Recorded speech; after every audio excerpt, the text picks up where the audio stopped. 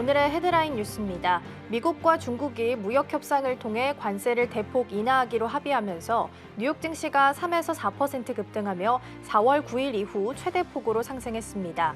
월가 공포를 보여주는 시카고 옵션 거래소 변동성 지수는 3월 말 이후 처음으로 20 이하로 내려오며 4월 최고인 60에서 크게 후퇴했습니다. 트럼프 대통령이 중국과 상호 관세를 90일간 일시적으로 낮추기로 합의한 건과 관련해 중국과 완전한 재설정을 달성했다고 평가했습니다. 일각에서는 트럼프 대통령이 미국 내부의 스태그플레이션 우려가 높아지자 속전속결로 합의를 도출했다는 해석을 내놓았습니다. 미중 무역 전쟁이 유예적 휴전에 들어감에 따라 국제유가가 장중 4% 이상 급등세를 보였습니다. 세계 경기가 침체에 빠지지 않을 것이란 기대 때문으로 풀이됩니다. 북해산 브렌트유 선물도 1.39% 상승한 배럴당 64.80달러를 기록했습니다. 미국과 중국이 상대국에 부과한 관세를 대폭 인하하기로 합의하며 뉴욕 증시는 급등했지만 암호화폐 시장은 약세를 보였습니다. 4월 저점 이후 40% 이상 급등한 가격에서 차익 실현 매물 출회로 비트코인은 10만 2천 달러 선으로 후퇴했습니다. 리플만이 7%대 급등을 보였습니다. 시청자 여러분 안녕하세요. 여러분의 성공 투자를 응원합니다. 출발 증시와이드 1부 시작합니다. 진행의 이가은입니다. 뉴욕 증시는 미중 무역 협상 발표 이후로 증시가 환호하는 모습을 보였습니다. 미국은 대중 제품에 대해서 30%, 중국은 대미 제품에 대해서 10%, 동일하게 115%씩 인하하면서 90일 유예를 발표하게 됐습니다. 이 소식이 나오게 되면서 지수 선물부터 급등을 했고요. 정규장까지 흐름이 이어지는 모습이었습니다. 특히 중국 쪽의 공급망 의존도가 높았던 종목들을 중심으로 해서 상승세가 더 높았던 모습이었습니다.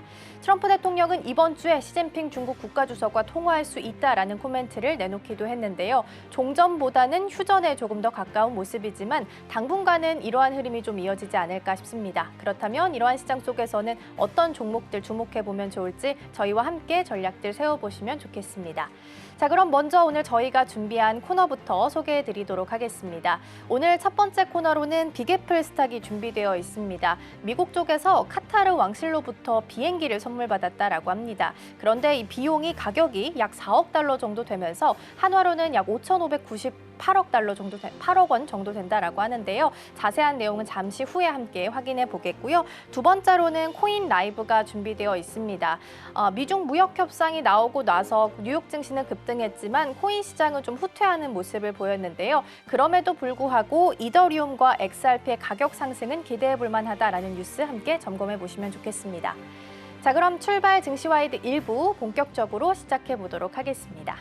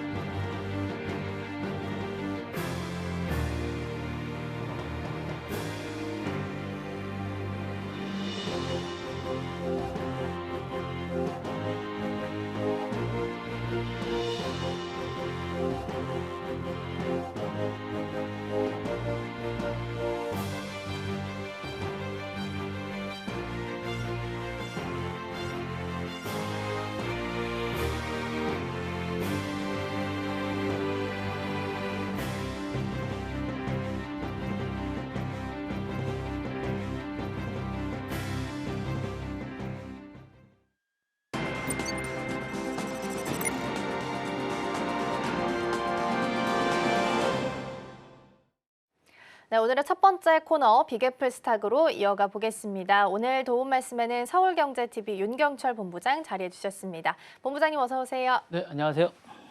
네, 미중 무역 협상에 대한 내용이 공개가 됐고요. 증시도 일제히 환호하고 있습니다. 이러한 시장 속에서는 어떤 경제 키워드 주목해보면 좋을지 하나씩 확인해 보겠습니다. 먼저 오늘의 첫 번째 키워드 화면을 통해서 만나보시죠. 네, 오늘의 첫 번째 키워드는 보잉 747 스캔들 보도록 하겠습니다. 앞서서 제가 살짝 언급 드린 것처럼 미국 정부가 카타르 왕실로부터 비행기 하나를 선물을 받았습니다. 하늘의 여왕이라고 불리는 보잉 747 기종인데요. 이걸 이제 에어포스 1 전용기 용도로 변경하겠다라는 소식이 보도가 되면서 약간의 좀 논란이 되고 있는 것 같습니다. 어떤 부분 때문일까요? 정확하게는 747-8기인데요. 요 비행기를 이제 선물 받았습니다. 사실 이제 미국에서 받은 선물 중에는 가장 큰 선물이 아닐까 싶은데 미국 대통령이 이제 전용기죠. 이른바 이제 에어포스 1을 둘러싼 논란이 다시 뜨거워지고 있습니다. 미국 뉴욕타임즈가 어제자로 이제 보도된 건데 이제 이번에 가격만 4억 달러 말씀하신 대로 우리나라 돈으로 이제 약 4천억 달러가 넘는 5억 6천억 달러 정도 이제 5억 6천억 원 정도에 달하는 엄청난 비용입니다. 초대형 항공기인데 요 이제 기종은 747-8 기종입니다. 사실 그 중심에 있고요. 트럼프 행정부가 이제 카타르 왕실로부터 하늘의 여왕이라고 불리우는 보잉 747-8 기종을 선물로 받아서 이제 활용할 계획이라고 이제 뉴욕 타임즈가 보도를 했습니다. 이는 사실 이제 미국 정부가 외국 정부로 맡은 선물 중에는 기증품 중에는 가장 큰 선물이라고 할 수 있습니다. 문제는 이 용도입니다. 용도가 이제 문제인데요. 이 항공기는 현직 대통령이 전용기로 쓰인 다음에 퇴임 후에 트럼프 이제 도서관에 기증, 이 도서관에 기증한다는 게 좀 이해가 안 되는데 결국에는 이제 일각에서는 이제 도서관 소속 명분으로 이제 한 다음에 퇴임 후에 트럼프가 이 항공기를 사적으로 활용하기 때문에 좀 문제가 되지 않을까라는 생각이 좀 되는데요. 정치권 반응도 이제 즉각적입니다. 이제 민주당의 애동 시프 상원 의원은 외국 수입 금지 조항 위반이자 노골적인 부패라고 이제 비난하고 있습니다. 시민단체들 역시 이제 중동과의 사적 사업 연관성이라든가 이제 도서관 명의 활용성 가능성도 이제 문제 삼고 있습니다. 이제 그러다 이제 이에 대해서 이제 트럼프 대통령은 40년 된 어쨌든 에어포스 1을 기체를 무상으로 받는 게 합리적인 거래다. 저는 좀 이해가 안 되는데 이거에 대해서 이제 합리적인 거래다라고 이제 뻔뻔스럽게 이 얘기를 하고 있습니다. 민주당이 이를 문제 삼는 것은 세계적인 패배자라고 이제 이야기를 하면서 이제 강하게 반박을 하고 있고요. 백악관 측도 모든 선물은 법률에 따라서 이제 수용되고 있다라고 이제 방어 체계를 나서고 있습니다. 이렇게 얘기를 하고 있는데요. 이에 대해서 이제 반면 카타르 정부는 해당 사안은 이제 아직 미국과 합의 중이고 검토 단계에 있다라고 얘기를 하면서 제한 단계에 있으면서 아직 모든 게 이제 준 게 아니다라고 이야기하면서 발을 한 발 빼고 있는 상태입니다. 법률적인 검토를 하고 있으면서 이제 이야기를 하고 있다라고 얘기를 하고 있습니다. 그래서 사실 이번 논란은 사실 이제 단순히 이제 항공기 선물 이슈를 넘어서 이제 외국 정부와의 거래에 대한 윤리성이 좀 있는 것 같고요. 여러 가지로 이제 현지 대통령의 이제 공적 자산의 활용이라는 문제라든가 이제 현지 대통령이 여러 가지로 이제 퇴임 후에 이게 사실 퇴임 후에서 사실 이게 원래 이제 주면 계속 이제 사실은 이제 이게 에어포스 1을 계속 활용해야 되는데 이게 왜 저는 이제 이게 다시 트럼프 재단으로 다시 가는지 이런 게 좀 이해가 좀 안 되는 부분도 좀 있는 것 같고요. 복합적인 논쟁이 좀 될 것 같고 향후에도 좀 지켜봐야 되지 않을까라는 생각이 좀 듭니다. 네. 네, 어떤 부분보다도 용도에 있어서 가장 큰 문제다라는 말씀을 좀 주신 것 같습니다. 퇴임한 이후에도 트럼프 대통령 개인적인 용도로 사용이 가능하다라는 부분이 좀 문제가 있다라는 부분을 좀 지적을 해주신 것 같고요. 어떻게 보면 사적 거래로 좀 보이는 듯한데 국제 외교 관계가 이런 식으로 좀 진행이 되게 된다면 문제점이 좀 많을 것 같거든요. 어떤 부작용들이 좀 있을까요? 일단 부작용이 당연히 있을 수밖에 없겠죠. 일단 외교적 부작용이 좀 있을 것 같아요. 그러니까 신뢰가 일단 많이 깎일 것 같습니다. 미국이라는 나라가 사실은 어쨌든 공정하게 광대국이다 보니까 여러 가지를 공정하게 많이 한다는 이야기가 좀 있었는데 외교 신뢰가 일단 하락될 것 같습니다. 왜냐하면 이게 어쨌든 선물의 어쨌든 크기에 따라서 상대를 대한다는 그런 생각이 좀 있을 것 같아요. 그래서 정책 기반이나 이런 것들이 아니라 선물의 크기에 따라서 유불리가 좀 좌우된다라는 생각이 좀 있을 것 같고 성합화나 사유화가 좀 될 것 같은 그런 생각이 있을 것 같고요. 정치적 부작용도 좀 있을 것 같습니다. 어쨌든 공적 권력이 사적으로 이용된다라는 이야기가 있을 것 같고 퇴임 후에 정치적 기반을 마련하기 위해서 이제 세금 같은 것이 이용된다라는 이야기가 좀 있을 것 같습니다. 그래서 정권 교체 후에도 어쨌든 보복 정치가 악순환되지 않을까라는 생각이 있을 것 같은 생각이 있고요. 제도적 부작용도 좀 있을 것 같습니다. 대통령의 특권을 이용해서 국민의 어쨌든 사적 전환이 될 수 있다라는 생각이 들면 이게 나중에 국민 불신이 쌓이지 않을까라는 생각이 있고 제3국 내 어떤 불균형에 대한 외교 확대가 될 수 있을 것 같습니다. 이런 것들이 자꾸 쌓이면 관계가 단절되거나 편향 외교가 되면 나중에도 다른 나라들도 이런 것들을 활용하지 않을까라는 생각도 있고 부패가 되지 않을까라는 생각도 있을 것 같습니다. 네. 네, 신뢰가 떨어진다라는 부분이 가장 큰 문제가 좀 되지 않을까 싶습니다. 국제 외교 관계에 있어서 부작용까지 짚어봤고요. 이어서 두 번째 키워드로 넘어가 보도록 하겠습니다. 네, 오늘의 두 번째 키워드는 MS 지분 포기 보도록 하겠습니다. 오픈 AI가 회사 구조를 비영리 조직의 통제권이 유지되는 공익법인으로 개편을 하고 있는 상황이고요. 그 와중에 이 최대 투자자라고 볼 수 있는 마이크로소프트와 파트너십 조건을 다시 한번 재조정하는 그 협상을 진행 중이다라는 부분이 파이낸셜 타임스를 통해서 보도가 된 바가 있습니다.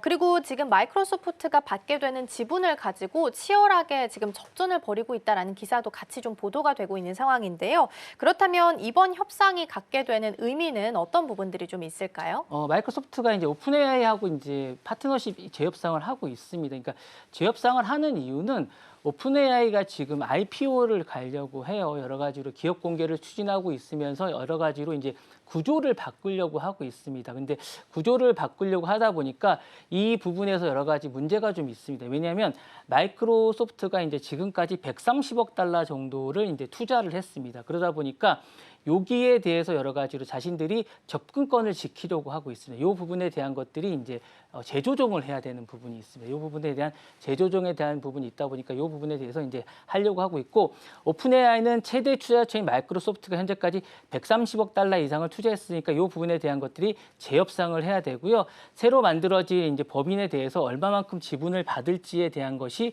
핵심 쟁점이라고 할 수 있을 것 같아요. 그래서 마이크로소프트는 2030년 이후에 대해서 이제 개발될 신기술에 대한 어떤 접근권을 얻는 대신에 일부 지분을 이번에 약간 좀 포기하는 방안을 제안한 것으로 알려져 있습니다. 그래서 이 부분이 핵심 제안일 것 같고요.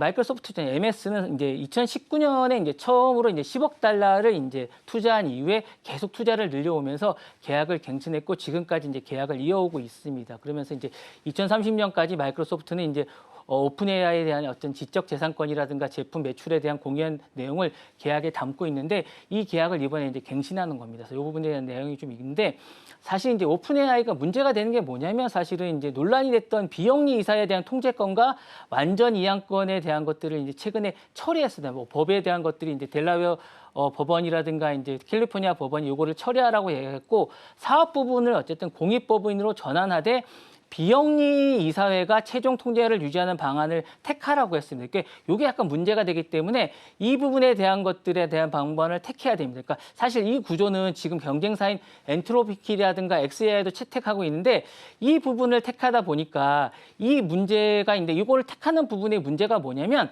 이 부분은 사실은 이 부분을 오픈AI가 택하려고 하면 이번에 어떤 구조를 조정하려면 이 부분에 대한 부분이 문제가 뭐냐면 마이크로소프트가 이 부분에 대한 부분을 어쨌든 동의가 필수적입니다. 그러다 보니까 협상이 결렬되면 이 부분을 만약에 마이크로소프트가 해주지 않으면 이 부분에 대해서 추가 자금을 조달하거나 상장을 하거나 구글 등 빅테크에 대한 경쟁에 어려움을 겪을 수 있습니다. 그래서 그러다 보니까 이번 협상에서 이제 이 부분을 MS에서 협상을 해야 됩니다. 그러니까 MS는 이 협상을 하면서 자신의 지분을 이제 그 포기하는 대신에 수익 우선권이라든가 자신의 기술 협상 2030 이후에 기술 협상권에 대한 것들을 요구하고 있습니다. 그래서 이 부분을 하려고 하는 거고요. 현재 이제 오픈 AI는 2015년에 이제 샘 얼트먼하고 어쨌든 일론 머스크가 이제 비영리로 출범한 이후에 이번에 이제 영리 법인으로 하면서 2020 올해 이제 자신들이 세계에서 가장 큰 어쨌든 영리 법인으로 이제 탄생하게 되는 그런 계기를 맞게 되지 않을까라는 생각이 듭니다. 네. 네, 그래서 오픈 AI랑 지금 지분 관련해서 이야기를 좀 나누고 있는 거고요. 2019년에 계약했을 당시에 처음 투자했을 때 작성했던 그 광범위한 계약 조건에 대해서도 재조정이 이루어질 거고 두 번째로는 이제 새로 이제 개편하고 나서 MS가 오픈 AI 지분을 얼마나 가지고 갈 수 있을지 이 두 가지를 지금 검토하고 있다라고 보시면 될 것 같습니다. 만약에 오픈 AI가 IPO에 성공을 하게 된다면 네. 오픈 AI는 어떤 형태로 기업 구조를 좀 좀 형성을 해 나가게 이게 될까요? 좀 복잡합니다. 사실은 이게 여기서 다 말씀드릴 수는 없을 것 같고 사실 이게 되게 복잡한 구조가 될 것 같은데 오픈AI가 지금 비영리가 지배하는 영리 구조가 되거든요. 사실 비영리라고 하면 이제 오픈AI가 되는데 LP 구조로 영리가 되는데 이 영리 법인은 일반적인 기업처럼 수익을 추구하지만 어쨌든 투자자에게 돌아가는 수익은 일정 수준까지 허용되는 수익 제한 구조가 될 것 같아요. 그래서 다시 말해서는 투자자가 무한 수익을 가져갈 수가 없고 일정 배수 예를 들면 100배까지만 수익을 돌려받는 구조가 되는 제한적인 구조가 될 것 같아요. 그래서 이런 구조는 이제 전체적인 도움이 되는 방향으로 이제 인류가 개발되겠다는 오픈AI가 공익적 비전과 맞닿아 있지만 사실은 일반적인 상장 기업과 약간 다른 구조입니다. 따라서 이제 IPO를 추진하게 되면 현재 구조가 일정 부분을 변경하거나 새롭게 이제 조정할 필요가 좀 있습니다. 사실 예를 들면 기존의 비영리 구조를 유지하면서 상장이 가능한 별도의 영리 범위를 만들거나 지금처럼 이제 LP 구조, 영리 구조 자체를 바꾸면서 공익을 보다 이제 수익의 조정을 맞춘 일반 주식회사로 이제 형태를 전환할 필요가 좀 있을 것 같은데 이렇게 약간 전환되지 않을까라는 생각이 듭니다. 그래서 요거는 다음에 제가 좀 시간이 되면 좀 더 자세히 좀 말씀드릴 수 있을 것 같은 생각이 듭니다. 예, 이렇게 변화될 것 같은 생각이 듭니다. 예. 네, 오픈 AI 형태 구조까지도 잘 짚어봤고요. 두 번째 키워드 마무리하고 이번에는 세 번째로 넘어가 보도록 하겠습니다. 네, 세 번째 키워드는 약값 전쟁 보도록 하겠습니다. 어제 저희가 살짝 좀 언급을 드리긴 했습니다만 트럼프 대통령이 이제 처방약 가격을 최대 80%까지 낮추는 거에 대해서 행정명령에 서명을 좀 했습니다. 일단 제약업체는 반발을 하고 있고 이 행정명령은 어떤 의미를 갖게 되는 건지 여기서부터 출발을 좀 해볼까요? 사실 이게 좀 시행될지는 잘 모르겠습니다. 그러니까 시행될지는 잘 모르겠는데 사실 그 일기 때도 이런 걸 시행한 적이 좀 그쵸. 있습니다. 일기 때도 있고 사실은 그때도 이제 의회 반발과 이제 로비가 있는데 사실은 이게 약값 자체가 문제가 아니라 메디케어하고도 연계대가 있고 여러 가지가 연계대가 있는데 어쨌든 이번 행정명령은 외국과 비교하고 처방전에만 국한된 겁니다. 이게 처방전에만 국한된 거라서 사실은 미국이 처방전 약 말고는 기본적인 약값이 이렇게 비싸지가 않습니다. 사실은 뭐 아마존이 이렇게 파는 약들은 되게 싼데 사실 이번 행정명령은 처방전 약이 좀 비싸다는 그런 것 때문에 그런 거기 때문에 그리고 이제 의료보험 자체가 이제 보험 자체가 비싸기 때문에 이런 부분과 연결되어 있는 건데 이런 것들을 놔둔 채 약값만 하는 것들은 약간 좀 저는 어폐가 좀 있다고 보는 건데 어쨌든 이번 행정명령은 외국과 비교해서 과도하게 높은 이제 미국 내 약값 구조를 겨냥한 조치일 생각인 것 같아요. 그래서 특히 동일한 약물이 미국이나 캐나다에 비해서 훨씬 저렴하게 판매가 되고 있다는 걸 문제를 삼으면서 미국 국민도 글로벌 최저 약값의 기준으로 해서 이제 약을 구매할 수 있도록 하겠다는 방침입니다. 사실 하지만 이제 제약업계는 강력하게 반발하고 있습니다. 여러 가지 문제에 대해서 반발하고 있고요. 미국 제약협회는 해당 행정명령이 신약 개발을 위축시키고 있고 개발 후에도 투자에 대한 유인을 이제 떨어뜨릴 수 있다라고 주장하고 있습니다. 그래서 궁극적으로 이제 환자에게 더 큰 피해가 될 수 있다라는 입장을 내놓고 있습니다. 사실 이번 조치가 이제 갖는 의미도 분명합니다. 이제 트럼프 대통령은 이런 것 같아요. 의료보 비용을 줄이겠다라는 정치적인 어떤 약속을 하는 것을 동시에 이게 처방전 약값을 이제 문제를 민생 이슈로 하면서 이제 그러니까 자신들의 어떤 지지층에 대한 것들의 핵심을 하면서 지지층을 이제 결집하겠다는 생각을 좀 하고 있는 것 같습니다. 특히 유권자 중에는 이제 고령층이라든가 저소득층이라든가 만성 질환자들을 하면서 자신의 정책적인 것들에 같은 체감 효과를 하고 어쨌든 강한 대통령이라는 것들을 하면서 정치적 승부수를 띄우는 게 아닌가라는 생각이 듭니다. 한편으로는 행정명령이라는 어떤 방식으로 법률적 제도적인 것들을 뒷받침하면서 일방적으로 이제 하면서 이런 것들을 하면서 이제 강력한 어떤 지금 떨어진 어떤 자신의 어떤 결집하는 어떤 이런 것들을 상승세로 올리겠다라는 생각을 하는 게 아닌가라는 생각을 하는 생각이 있는 것 같은 그런 생각이 듭니다. 네. 네, 일단은 왜 가격이 비싸냐라는 질문에 대해서는 미국 제약업체에서는 R&D 비용이 많이 들어가서다라고 답변을 한 거고요. 그리고 이제 트럼프 대통령 입장에서 트럼프 대통령의 주장을 좀 보면은 그럼 그 비싼 R&D 비용을 미국 소비자들이 부담하고 있는 거 아니냐. 그래서 약값 인하를 해야 된다라고 주장을 하는 입장이다라고 보시면 되겠습니다. 제약업계는 당연히 이제 비용이 줄어드는 부분에 있어서는 반발할 수밖에 없겠지만 소비자 입장에서 본다면 사실 그렇게 반대할 네네. 내용은 또 아닐 수도 있을 것 맞습니다. 같아요. 네. 그래서 이번에 이렇게 추진하고자 하는 부분, 앞서서 일기 때도 추진했다라는 부분 말씀해 네. 주셨는데 현실 가능성은 어느 정도로 좀 보고 계실까요? 어렵습니다. 제가 볼 때 상당히 어렵고요.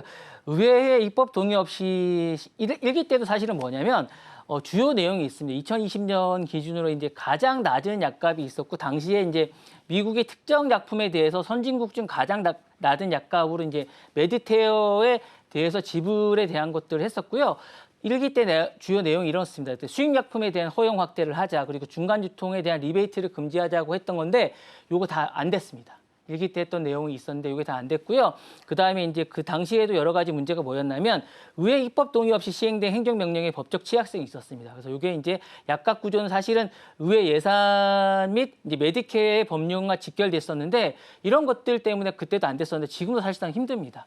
그리고 이제 국제 기준 가격의 도입과 실무적인 불가능성이 있습니다. 그러니까 가장 낮은 약값 기준을 도입하려고 했는데 이제 국가별의 약값의 데이터를 확보하고 이거 비교 적용을 해야 되는데 이걸 어떻게 해야 되는지가 이제 기준이 없습니다. 그렇기 때문에 지금 하겠다는 이 기준도 사실은 모호합니다. 지금 이야기하는 것들이 사실 그래서 약간 이게 뭐냐면 정치적인 약간 이게 어떤 구호에 비슷하다는 이런 게 좀 있으면서 이 부분에 대한 정치적 어떤 설정이나 상한성 설정 방식이 어떻게 하겠다는 게 없고 약간 아젠다 같지 않나라는 이야기가 좀 있다라는 게 좀 있고요. 이기보다 훨씬 더 이제 정책 지속성에 대한 전략적 조건이 이루어져야 되지 않을까라는 이야기가 좀 있습니다. 그래서 좀 이게 분명한 건 이 행정명령이 단지 약값을 낮추는 조치가 아니라 미국의 어쨌든 보건의 시장에 대한 근본적인 질문이 좀 있어야 되지 않을까라는 그런 의문이 좀 있고요. 이런 것들에 대한 조치가 없으면 이번에도 사실은 그냥 구호에 그치지 않을까라는 생각이 좀 있고요. 이거 무엇보다 미국은 제약업계에 대한 로비가 가장 강한 나라입니다. 그러다 보니까 이게 어쨌든 정치적 로비가 강한 나라에서 과연 이게 이루어질 수 있을까 그런 생각이 좀 있고 제약 의료 산업에 대한 로비가 이런 1위인 나라에서 집중 로비와 소송전이 돌입하게 된다면 이게 이루어질 수 없다라는 판단이 듭니다. 그래서 과연 이게 정말 이루어진다라는 생각은 아무도 하지 않는다라고 지금 미국 현지에선 생각하고 있습니다. 네. 네, 말씀해 주신 것처럼 미국의 로비력이 강하기 때문에 사실상 현실 가능성이 좀 낮다라는 이야기 실제적으로 좀 나오고 있고요. 이 소식이 나오고 어제 열렸던 정규장에서 헬스케어 관련주는 다시 반등을 보였습니다. 물론 미중 무역 협상에 대한 내용도 있었지만 생각보다 좀 약하네라는 부분도 어느 정도 시장에서는 좀 자리를 잡았던 부분도 있었던 것 같고요. 관련된 내용들 나오는 대로 계속해서 체크해 드리도록 하겠습니다. 자, 세 번째 마무리하고 네 번째로 넘어가 보겠습니다. 네, 네 번째 키워드는 하이만투스 보도록 하겠습니다. 뉴욕타임스 보도에 따르면 실리콘밸리 사상 최대 사기극이라고 불리는 테라노스 사건의 여진이 끝나기도 전에 새로운 혈액검사 스타트업이 다시 도마에 오르고 있다는 보도가 나왔습니다. 하이만투스고요. 혈액이나 타액이나 소변을 분석해서 질병을 조기에 검사할 수 있다는 이야기를 하고 있습니다. 5천만 달러, 우리 돈으로 했을 때는 670억 원 정도 규모인데 이에 대한 투자 유치에 지금 나선 상태인데 왜 지금 이 시점에 이 부분이 좀 논란이 되고 있는 걸까요?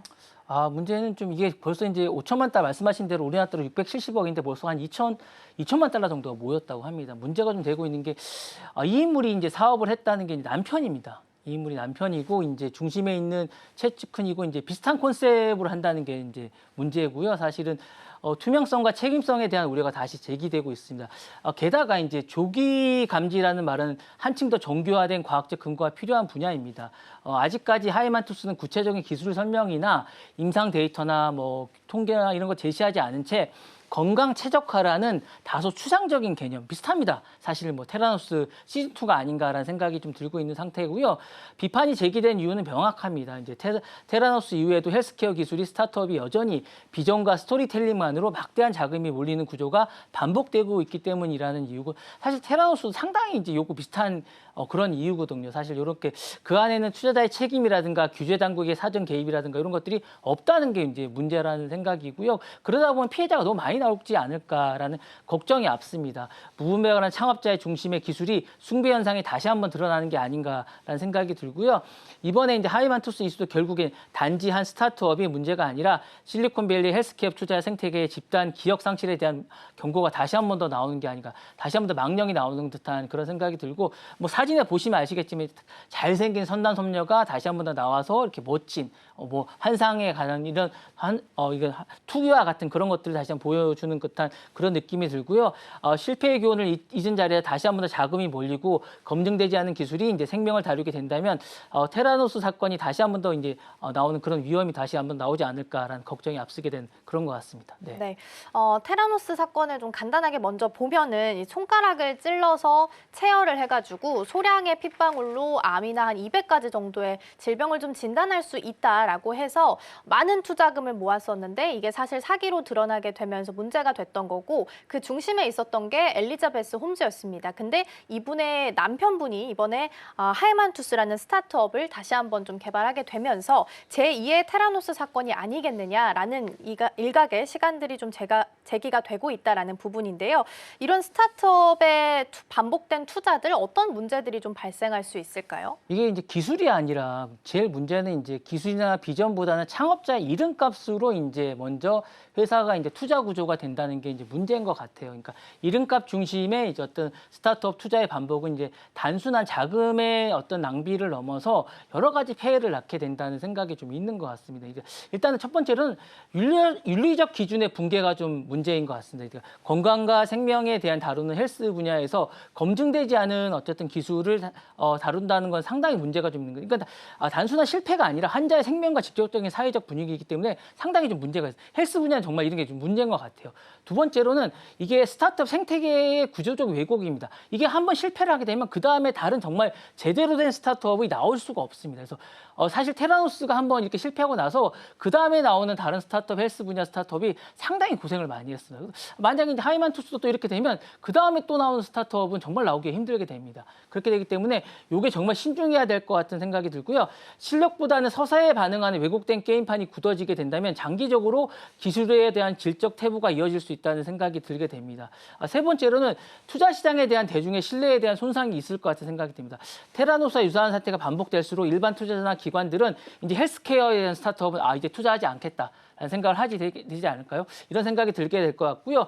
이런 진짜 건전한 기업이나 이런 사람의 불신에 대한 어떤 전이 효과가 있을 수 있게 될 것 같고요. 마지막으로는 이제 시장 전체에 대한 신뢰나 위국에 대한 어떤 왜곡에 대한 된가면 더 이상 반복이 되지 않을까라는 생각이 들고 하이만투스는 이제 한 기업의 문제가 아니라 사실은 실리콘밸리의 생태계가 진짜 반성에 대한 리트머스가 돼야 되지 않을까라는 생각이 되고 테라노스가 이렇게 됐다면 하이만투스는 사실 이건 하지 말아야 되지 않을까라는 생각이 들고 사실 테라노스는 이렇게 많은 피해자가 생겼다면 사실은 이게 11년형을 받았거든요.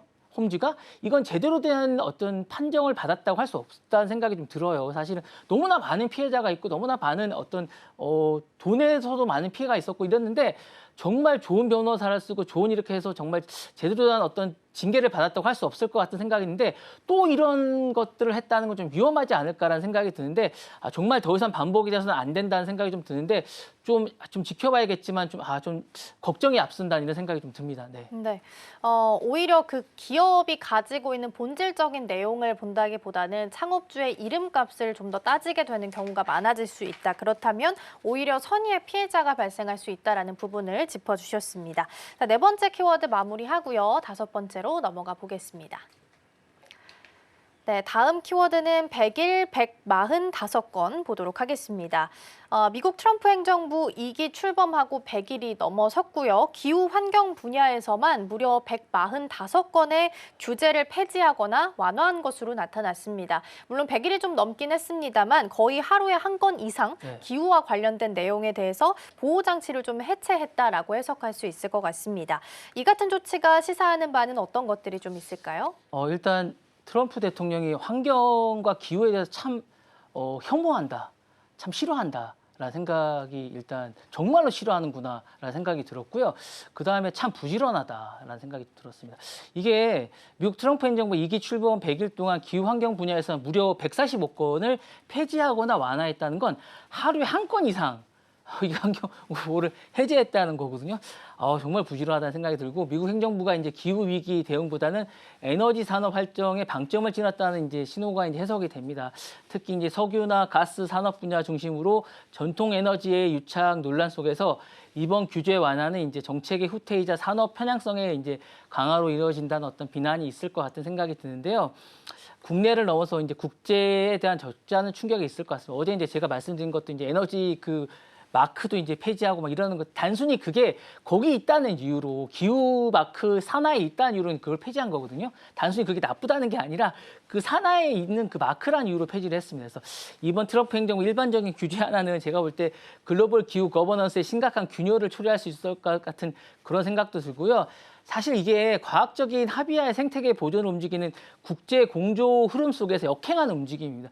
이게 단순히 뭐 이렇게 뭐 과학적인 그런 게 아니라 그냥 제 바이어스 같아요. 그냥 자신의 어떤 편견에 의한 그런 것 같은 그런 생각이고 이게 우려가 되는 건 이런 조치가 당장은 뭐 어쨌든 경제적인 여유나 이런 게 줄 수 있을지 모르겠지만 다음 세대가 그러니까 본인 세대에서는 어떨지 모르겠지만 다음 세대를 살아가는 사람들에게 얼마만큼의 큰 비용을 치르게 될지 이 사람들이 어떤 세대를 살아가게 될지는 정말 모를 것 같은 생각이 듭니다. 그러니까 다음 세대가 어떤 치르게 될 가능성이나 이런 것들은 정말 염두가 없는 것 같아서 결국 트럼프 행정부의 규제 완화 이런 것들이 드라이브는 리더십이나 이런 것들에 대한 어떤 중요한 판단 기준이 될 것 같고 이 다음 세대가 치를 어떤 고통이나 이런 것들에 대한 염두가 정말 없는 것인지 모를 것 같고 이런 건 좀 고민을 좀 해봐야 되지 않을까라는 생각이 좀 들면서 걱정이 앞섭니다. 정말 저는 그런 것 같습니다. 네.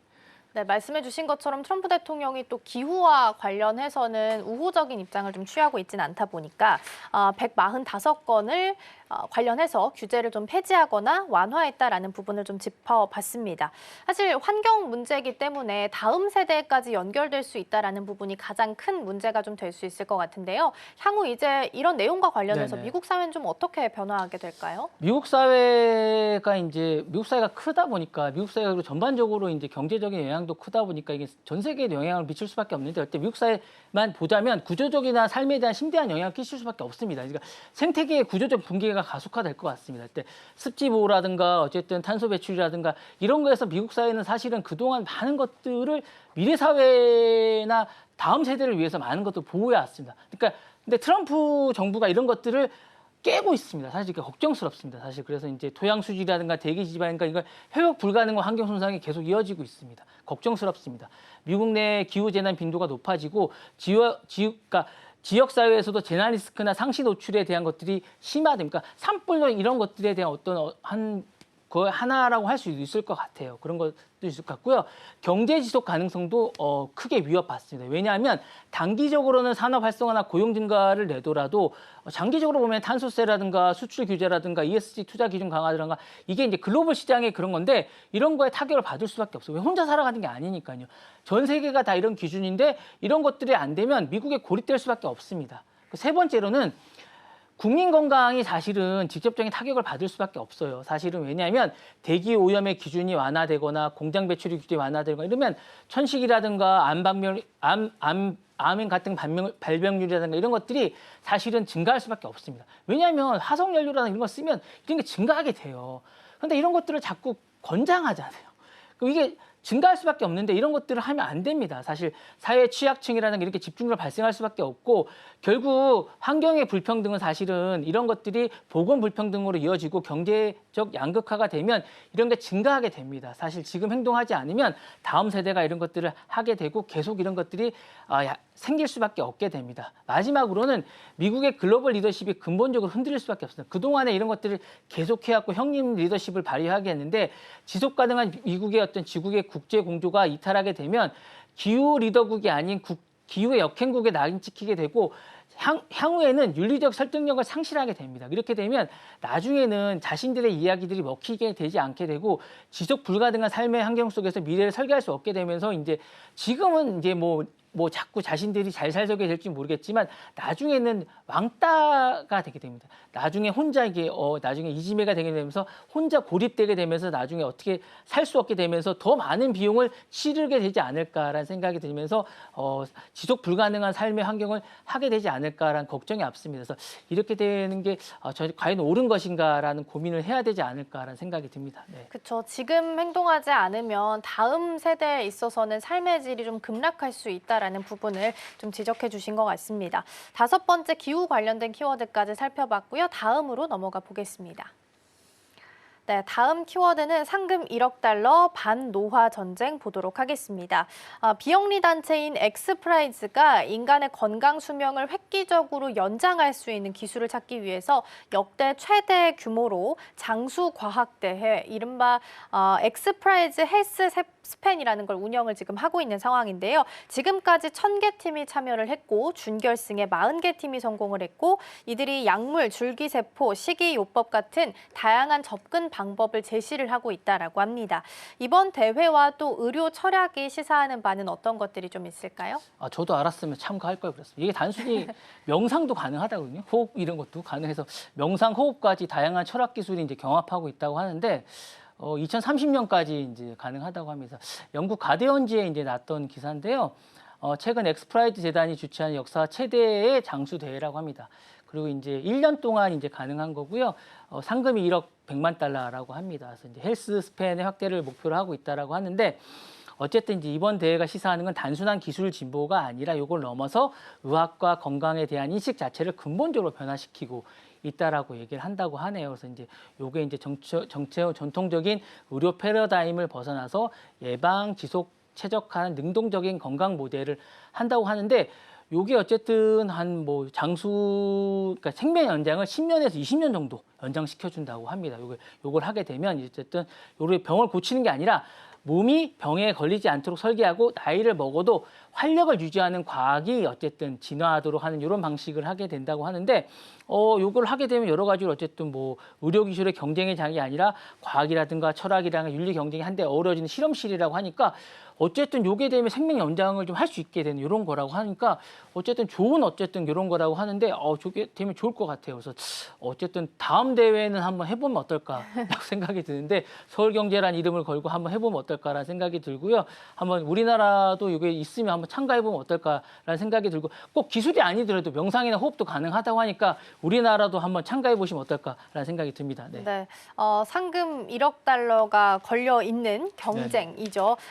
엑스프라이즈 헬스 스팬을 운영하고 있다라는 부분 짚어보고 있습니다. 그러면 이번 대회에서 나왔던 다양한 솔루션들이 있잖아요. 말씀해 주셨던 명상도 있을 거고 뭐 약물이나 줄기세포 등등 다양한 치료법들이 좀 있을 텐데 실질적으로 솔루션이 현실에서 좀 이루어질 가능성 어느 정도 좀 있을까요? 가능성은 여러 가지로 좀 있을 것 같아요. 왜냐하면 이게 그 현실 가능성의 단기적이라기보다는 장기적으로 보면 여러 가지로 시사하는 바가 많이 있을 것 같고 철학적으로 시사하는 것도 좀 있을 것 같습니다. 그리고 이제 최근 장수 대회가 여기만 있는 게 아니고요. 세계적으로 대회가 많이 있습니다. 그래서 이제 뭐 구글 자회사인 칼리코라는 곳에서 하는 것도 있습니다. 그래서 목적은 여러 가지가 있는데요. 이게 2013년에 된 건데 노화의 근본적인 메커니즘을 규명하거나 지원하는 대회가 있습니다. 그래서 유니버시티가 하는 요 부분도 있고 그 다음에 이제 2012년에 했던 제프 베조스가 후원하는 알토 랩에서 하는 요 부분도 있는 요 대회도 하고 있고요. 여러 곳에서 이걸 하는 것이 있습니다. 그래서 요 부분이 시사하는 바가 있어서 장기적으로 보면 요 부분이 있는 대회가 있으면서 장기적으로 치료제로 이어질 가능성은 낮지만 요게 이제 기축면에서 혁신적인 측면에서 보면 연구가 이어지고 기술이 이어지고 상용화가 되고 정책이 방향성으로 이어진다면 이게 실질적으로 인간이 어쨌든 장기적으로 기여하는 바가 나중에는 있지 않을까라는 생각이 듭니다. 네. 네, 병에 걸린 걸 치료하는 게 아니라 병에 걸리지 않는 건강한 몸을 만들기 위한 연구를 좀 하고 있다라고 보시면 될 것 같습니다. 엑스프라이즈 헬스 스팬까지 마지막 키워드 잘 살펴봤습니다. 오늘 본부장님과는 여기서 인사 나누겠습니다. 오늘 말씀 고맙습니다. 감사합니다.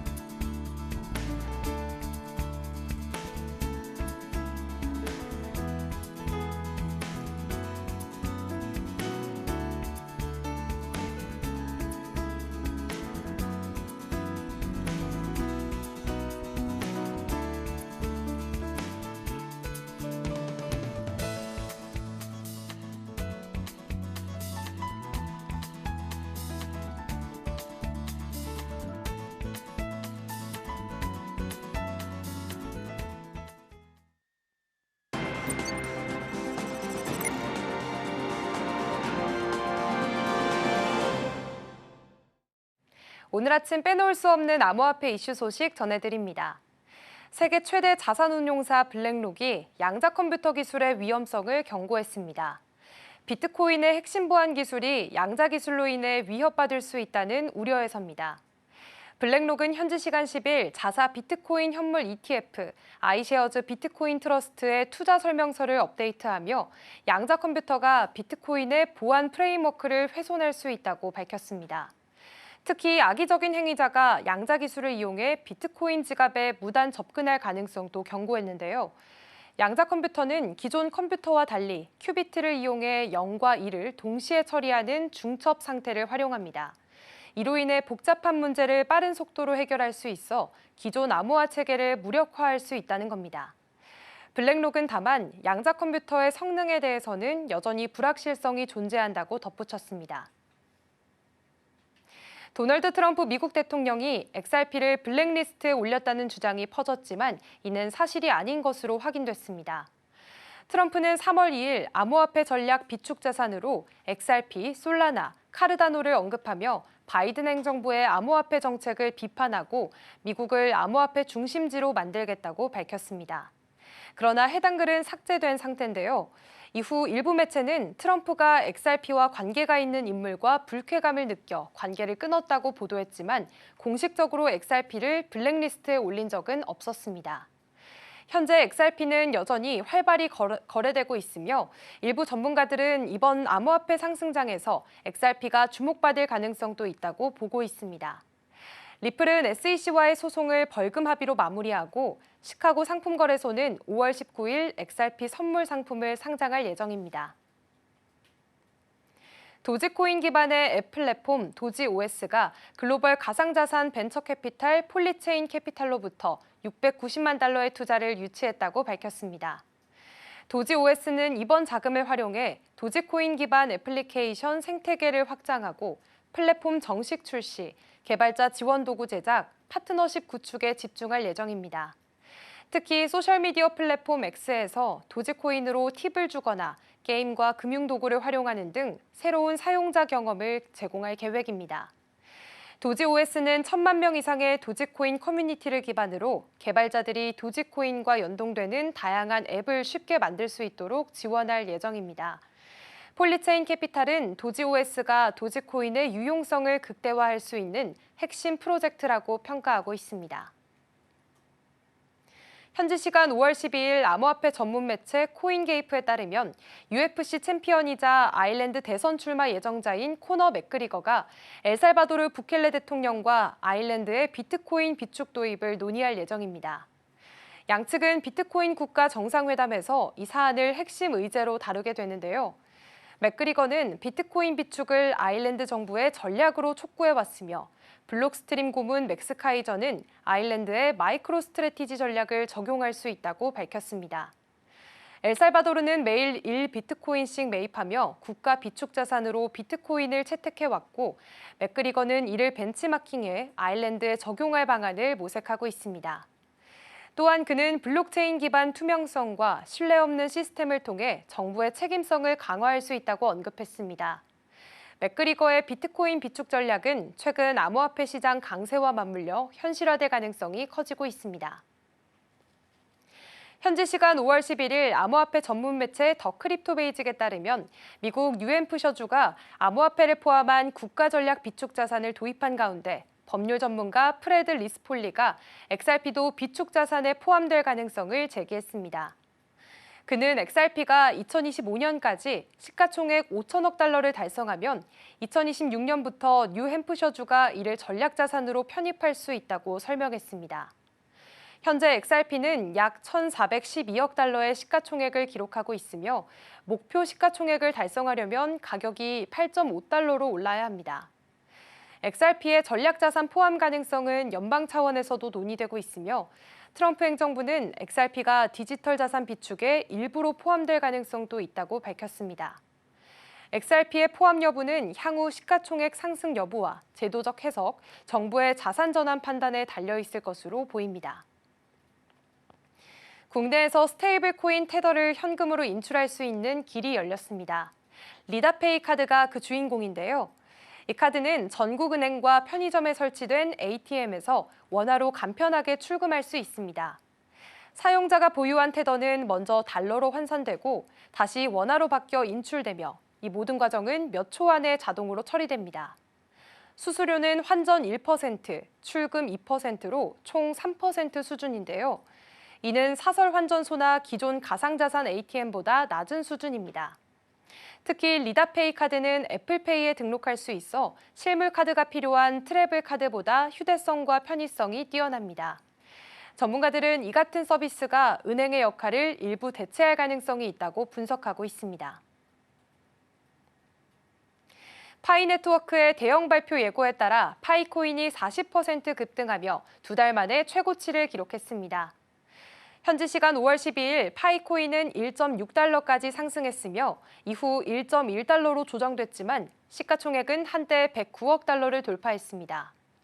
이번 급등은 미국과 중국의 무역 협상 진전과 맞물려 투자자들의 기대감이 반영된 결과로 해석됩니다.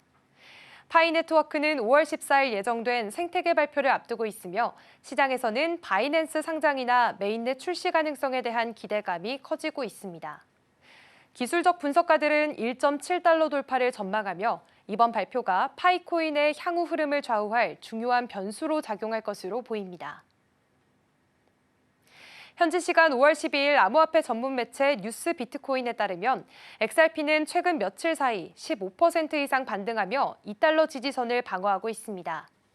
현재 XRP는 2.5달러 선에서 거래 중이며 2017년과 유사한 차트 패턴 속에서 데드크로스가 나타났습니다. 데드크로스는 50일 이동평균선이 200일 이동평균선 아래로 교차하는 현상인데 이는 하락 신호로 해석되기도 합니다. 하지만 반드시 그런 것은 아닌데요. 실제로 2017년에도 비슷한 현상이 나타난 후 XRP는 약 1350% 상승한 전례가 있습니다. 만약 이번에도 상승 반전이 일어난다면 XRP는 9달러 선까지 상승할 수 있으며 이는 현재 가격 대비 약 325% 상승 여력을 의미합니다. 기술 지표상 XRP는 추가 상승 여력을 보이고 있으며 1.8달러 이하로 하락하지 않는 한 강세 시나리오가 유효하다고 분석되고 있습니다. 지금까지 코인 소식 전해드렸습니다.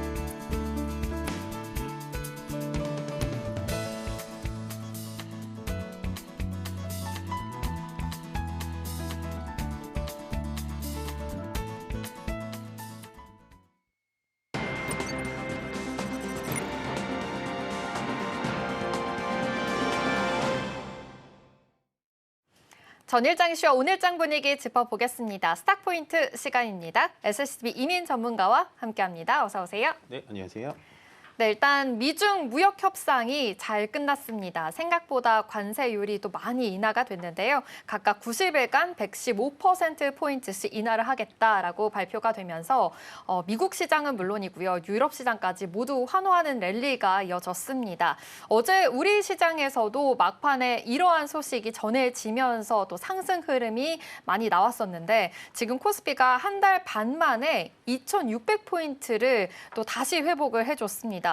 전문가님, 어제 우리 시장 또 막판으로 갈수록 굉장히 좋은 흐름 보여줬었는데 어떻게 보셨을까요? 일단은 우리 시장이 일단 선반영이 좀 어느 정도 됐고요. 네. 주말에 이제 좋게 끝났다. 거기다가 공동 합의문 발표까지 나온다라는 얘기는 예상보다 상당히 좀 좋은 시나리오를 흘러가고 있다라는 게 시장에 좀 온기가 반영이 됐고요. 네. 거기다가 이제 저녁 우리 시장이 종료가 되고 난 뒤에 미국이 중국에다가 대하는 관세는 30%, 중국이 미국에다 대하는 관세는 10%도 좋은 결과다라는 얘기가 나오면서 좋은 분위기로 끝났다라는 생각이 좀 들기는 하는데요.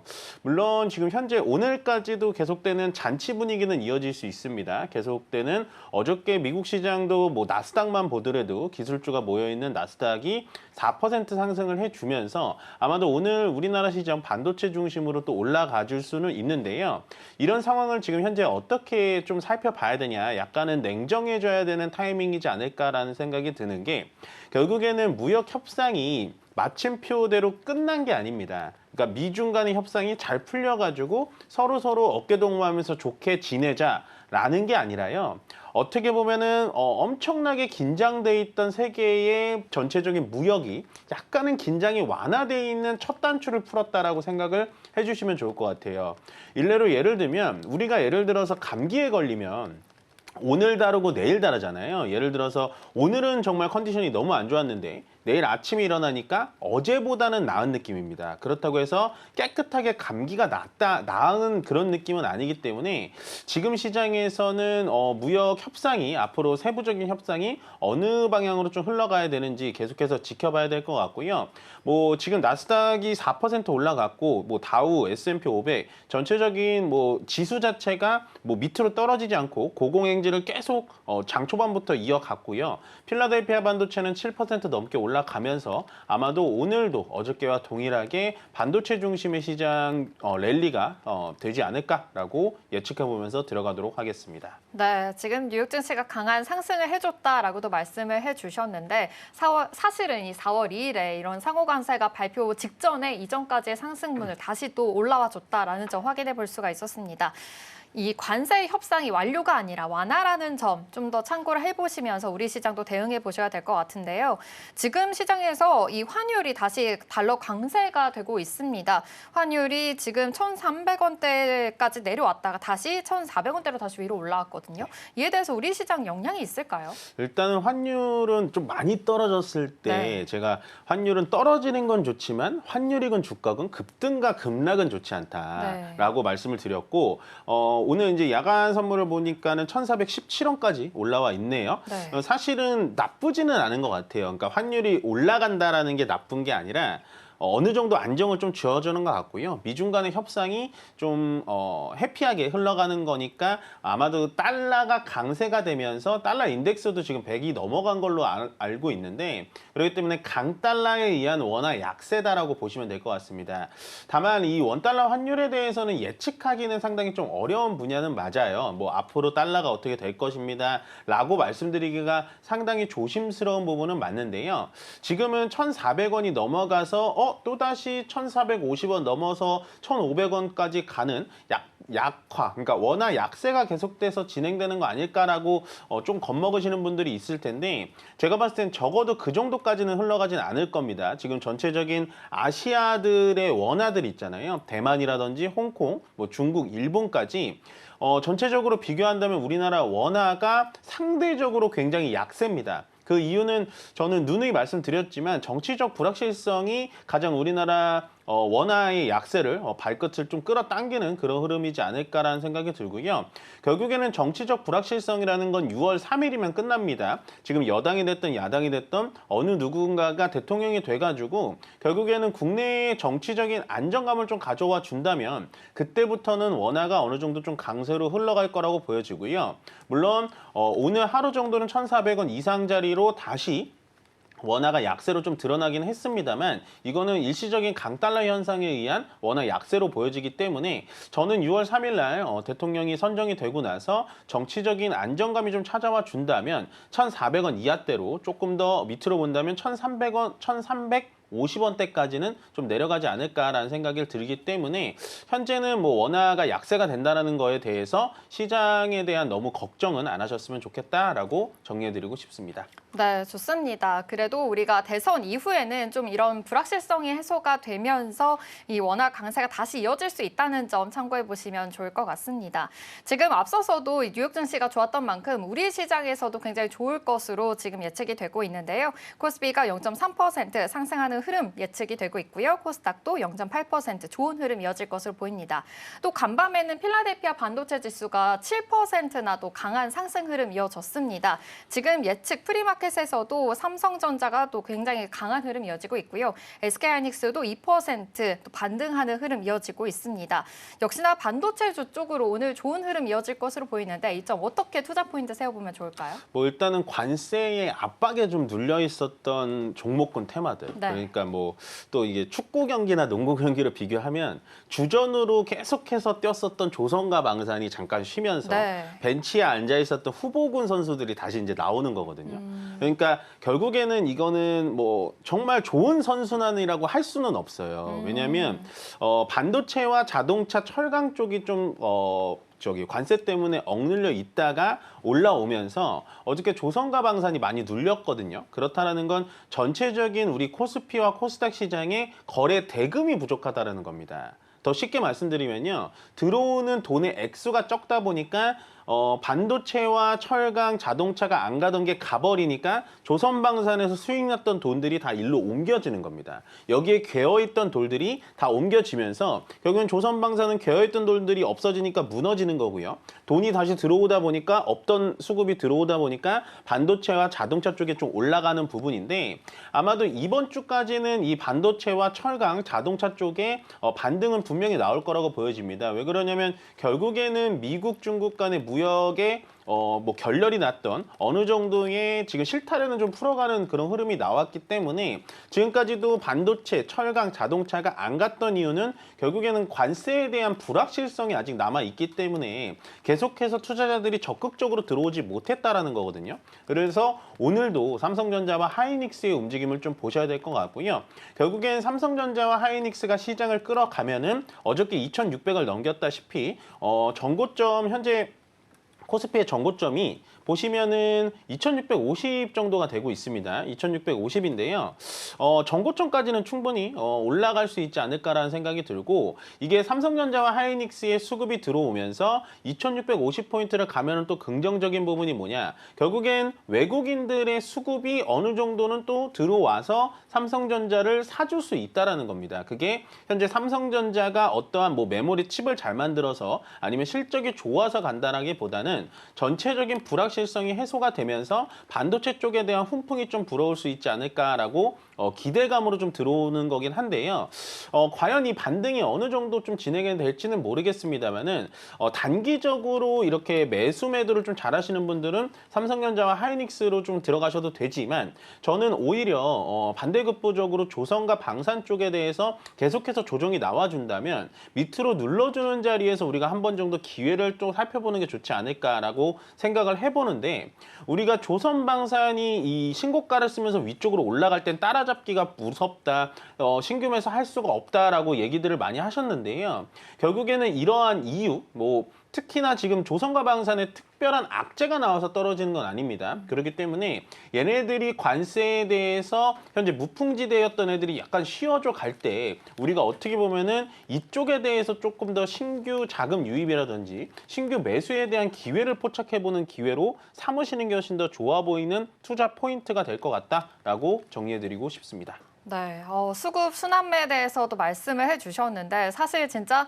조선 언제까지 갈까요? 이런 질문을 많이 했었는데 지금 이렇게 쉬어갈 때 오히려 매수 기회가 될 수 있다라는 말씀까지 해주셨습니다. 그리고 코스피가 2,650포인트까지도 말씀을 해주셨는데 지금 이렇게 반도체, 철강 쪽으로 그동안 못 갔던 거는 관세 불확실성 때문이었다 이렇게 언급을 해주신 만큼 이 정도 주목을 해보시면 좋을 것 같습니다.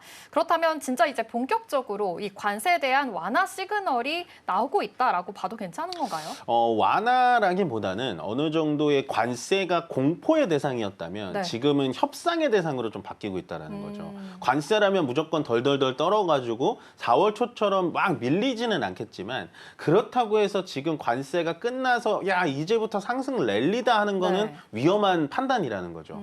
예, 지금 보시면은 물론 뭐 반도체와 자동차 부분이 가서 코스피가 올라가면 좋겠지만 저는 그렇게 장기적으로 보지는 않습니다. 왜냐하면 결국에는 현재 시장을 흔들었던 것도 트럼프였고요. 지금 미국, 중국 간의 협상이 이제 시작이 된 거예요. 아직 끝난 건 하나도 없습니다. 지금 조금 더 살펴보자면요.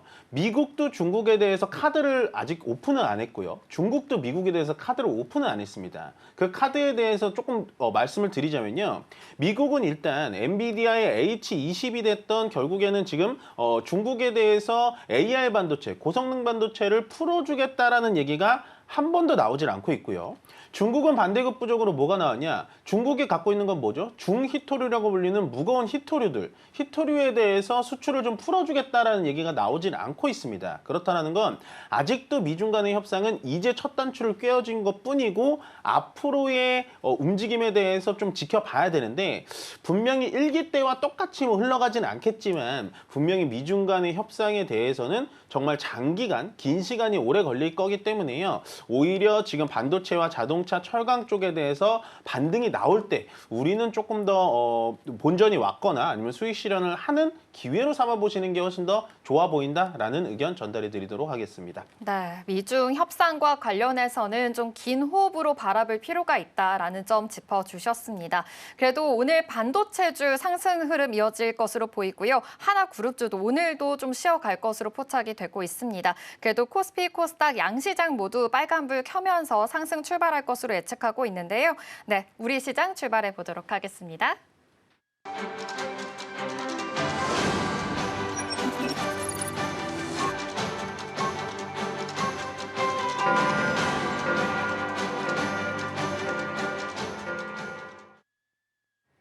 (5월 13일) 화요일 우리 시장 문 힘차게 열었습니다.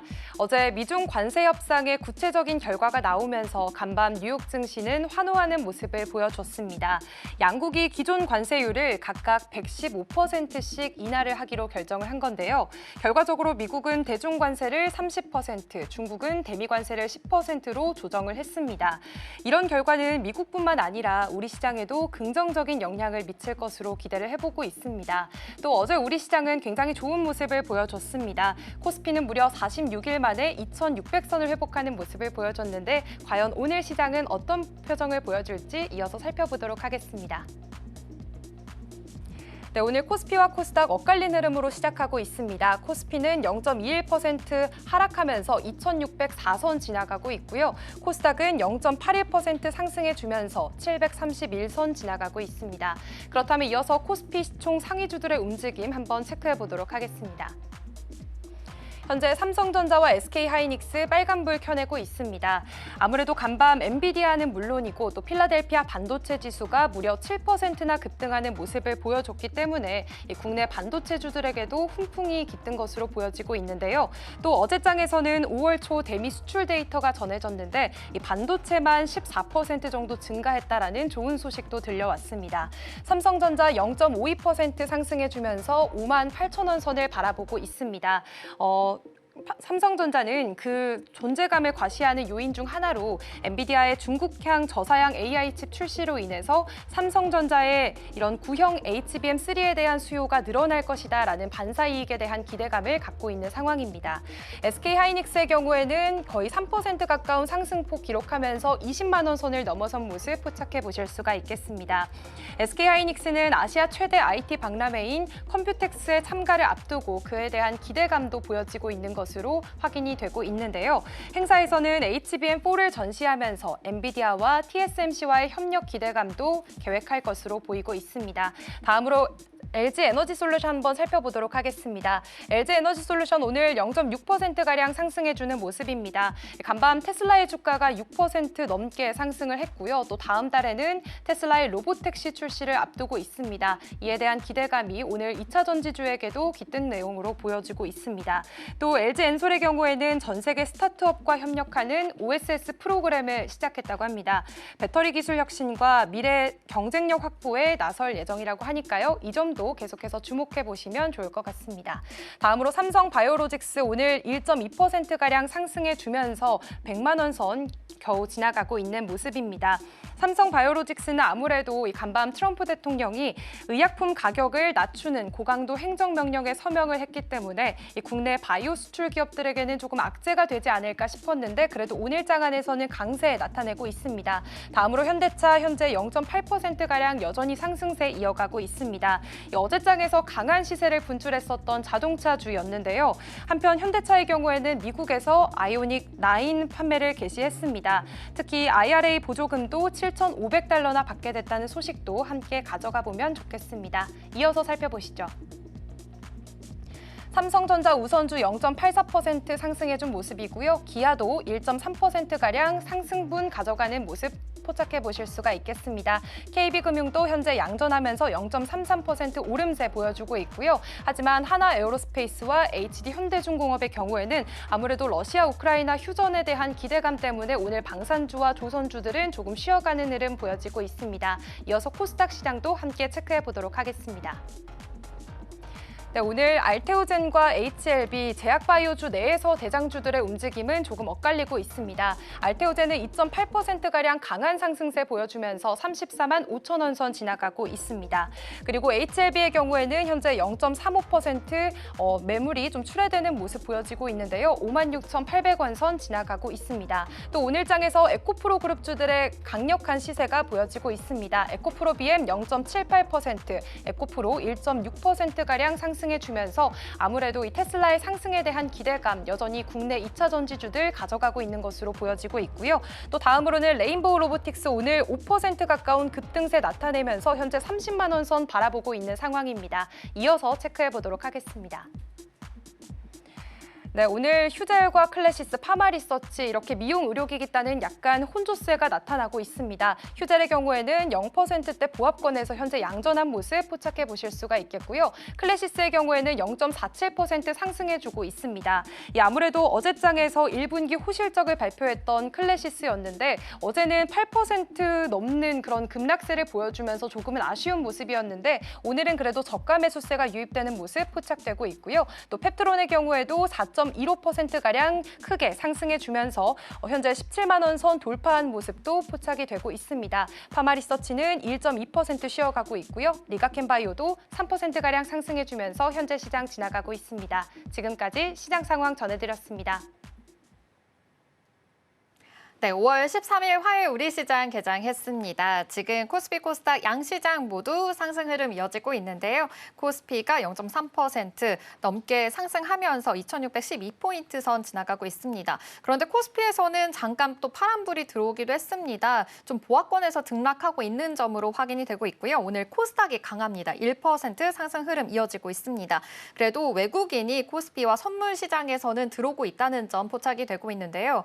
전문가님, 오늘 코스피가 생각보다 엄청나게 급등을 해줄 줄 알았는데 생각보다는 좀 보합권에서 머물고 있는 것 같습니다. 네. 오늘 시장 어떻게 보고 계실까요? 일단 어저께 저녁에 우리가 선 네. 파티를 좀 한 거죠. 아, 오후장에 네. 삼성전자가 5% 올라갔으니까 네. 보시면은 삼성전자가 5% 올라간 거면 거의 상한가 간 거랑 똑같거든요. 네. 그래서 오늘 좀 추가적인 상승이 저도 좀 나올 거라고 보여졌는데 생각보다는 삼성전자가 좀 강하지는 않은 모습을 보여주지만 반면에 이제 SK 하이닉스가 역시나 엔비디아가 급등하다 보니까 거의 3% 가까이 올라가지고 있고요. 아마 장 오후까지도 SK 하이닉스는 20만 원 돌파를 했기 때문에 추가적인 상승이 좀 나올 거라고 보여집니다. 그리고 방금 앵커님께서 얘기하셨지만 코스피와 코스닥 오늘의 양시장은 좀 분위기가 다릅니다. 어저께 같은 경우는 코스피가 삼성전자가 5% 올라가 주면서 코스닥보다 상당히 강한 모습을 보여줬고요. 오늘은 코스피가 코스닥보다는 좀 약한 모습을 보여주고 있는데 제가 봤을 땐 첫 번째는 삼성전자가 어저께 상승을 추가적으로 보여주지 못한다. 역시나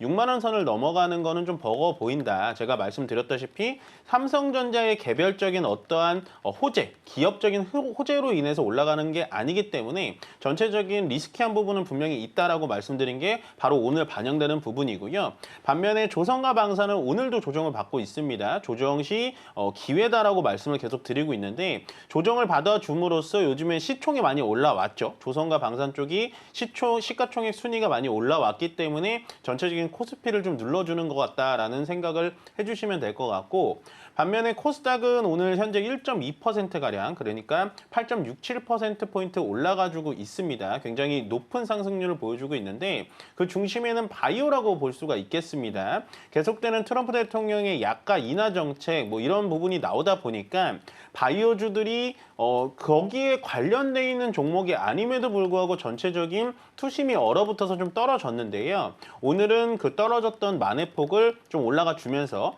알테오젠이 시가총액 1위에 3.5% 정도 올라가면서 코스닥 자체를 좀 끌어들이는 그런 흐름으로 보실 수 있다라고 생각을 해주시면 될 것 같고, 오늘 코스피 200 종목 중에 좀 특이 종목이 한진칼이 상한가를 갔습니다. 보통 이 종목이 상한가를 가는 거는 저는 진짜 처음 본 것 같은데요. 아침에 이제 뉴스 보시면 아시겠지만 호반건설이 지분을 추가로 매입했다라는 소식이 아마도 이 조원태 회장과 그렇게 되면 1.5% 지분밖에 차이가 안 나기 때문에 그러면은 주요 주주 지분 구조 싸움이 일어날 거 아닐까라고 해서 아마 단기적으로 상한가 올라간 것 같고, 그 뒤로는 HMN 같은 종목들이 5% 올라갔습니다. 이 종목은 제가 그렇게 좋게 보진 않았었는데요. 결국에는 미중 간의 갈등이 어느 정도 완화가 되면은 물동량, 컨테이너선이라고 하죠. 운송하는 물동량이 좀 늘어나 주면서 HMN 같은 종목들이 좀 수혜받지 않을까라고 해서 올라가는 것 같고, 그 뒤로는 뭐 SK바이오팜이라든지 삼성바이오로직스, SK바이오사이언스, 셀트리온 같은 역시나 바이오주들이 코스피 200에서 또 올라가 주는 것 같고요.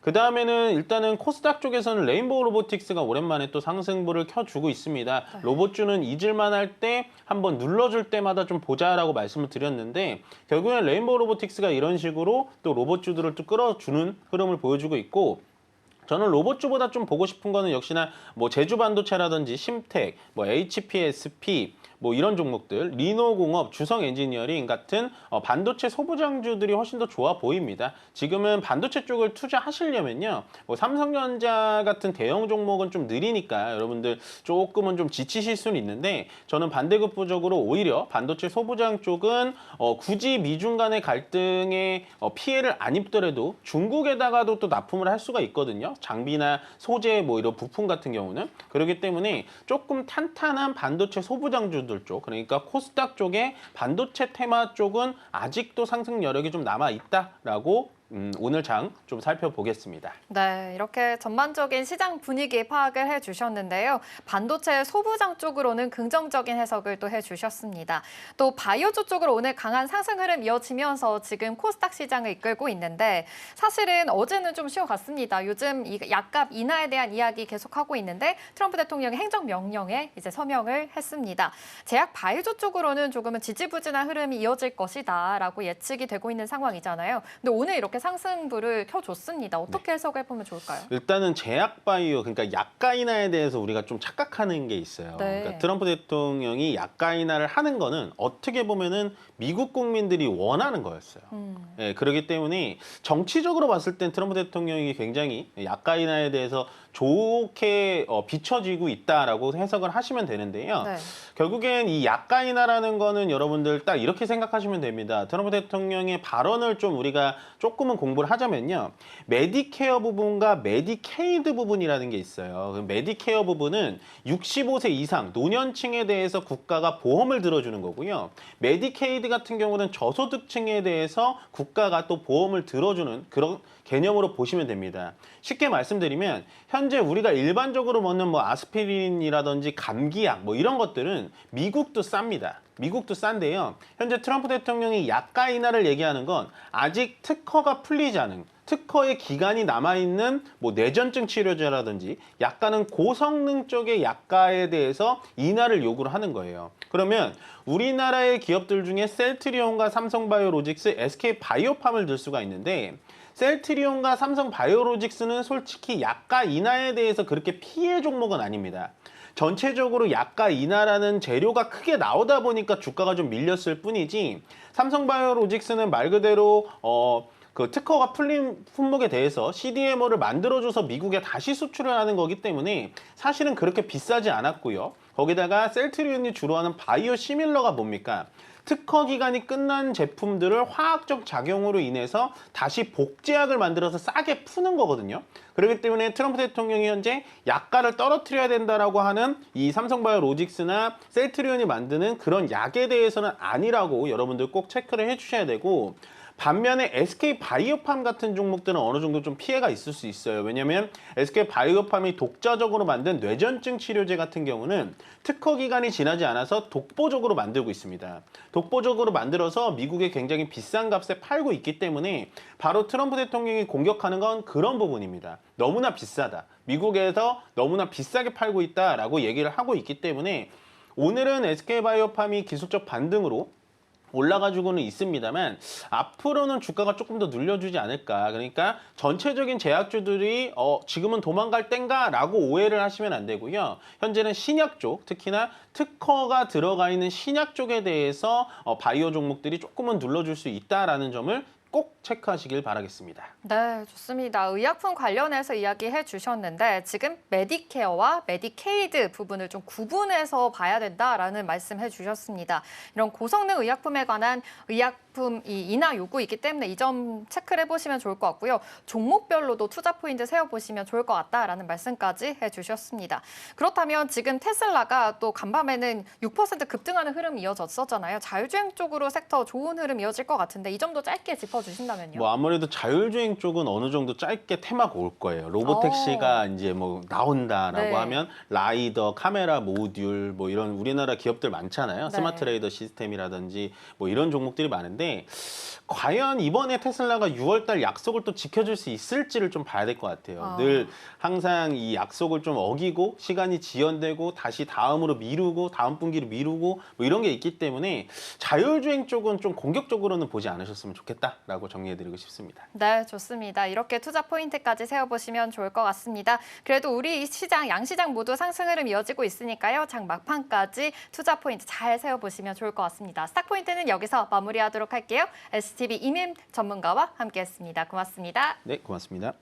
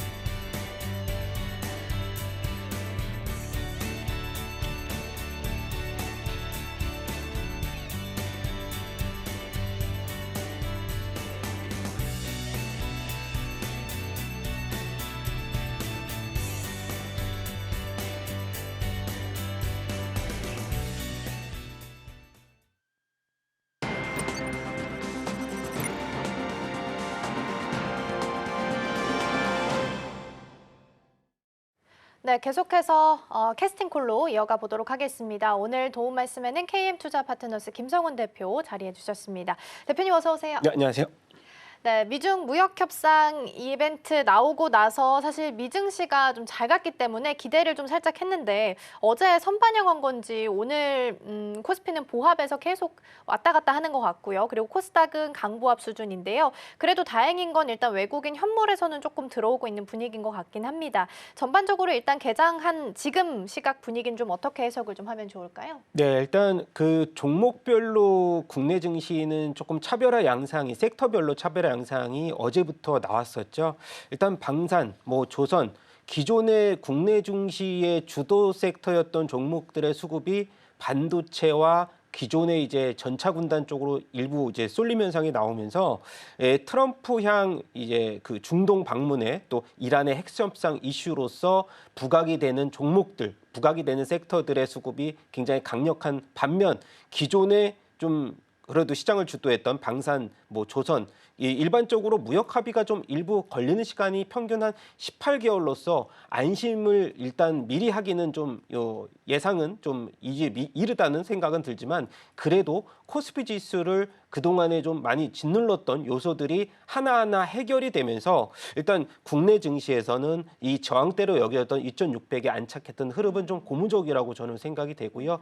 일단 기존에 좀 약했던 오늘 바이오 업종 섹터들이 좀 강세를 보이고 있는 측면도 우리가 한번 짚고 넘어가야 될 부분인데 이 약가 인하의 행정명령에 서명했던 부분이죠. 30에서 80% 일단 그 관세에 대한 이슈가 좀 부각이 됐는데 오히려 뭐 이 행정명령이 이제 서명을 했었더라도 이 트럼프 입장에서는 이 미국에 대한 약가 인하도 그렇지만 오히려 유럽산 약가에 대한 가격 차이가 너무 갭이 크기 때문에 오히려 유럽에서 약가를 인상해야 된다. 그런 이슈 때문에 어제 빅파마 업체들이 오히려 상승하는 분위기가 나왔기 때문에 국내 증시에서는 사실 전차 군단이 일부 고점에서 뭐 창의 매물이 실현된다면 그동안에 좀 하락폭이 컸던 제약 섹터 쪽으로도 수급이 일정 부분 이어질 수 있는 가능성들 그리고 또 하나 뭐 금리 인하의 기대감이 일부 조금 뭐 수면 위로 가라앉기는 했지만 그래도 저가에서 수급이 들어올 수 있는 2차 전지 쪽으로의 저점 매수에 대한 공략법도 하나 좀 더 말씀을 드려야 될 것 같습니다.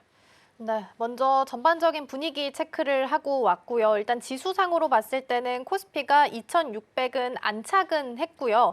다만 이제 약보합으로 좀 돌아섰습니다. 2,603선 지나가고 있어서 2,600선에 대한 단단한 지지가 좀 있을지 계속해서 좀 체크가 필요하지 않을까 싶고요.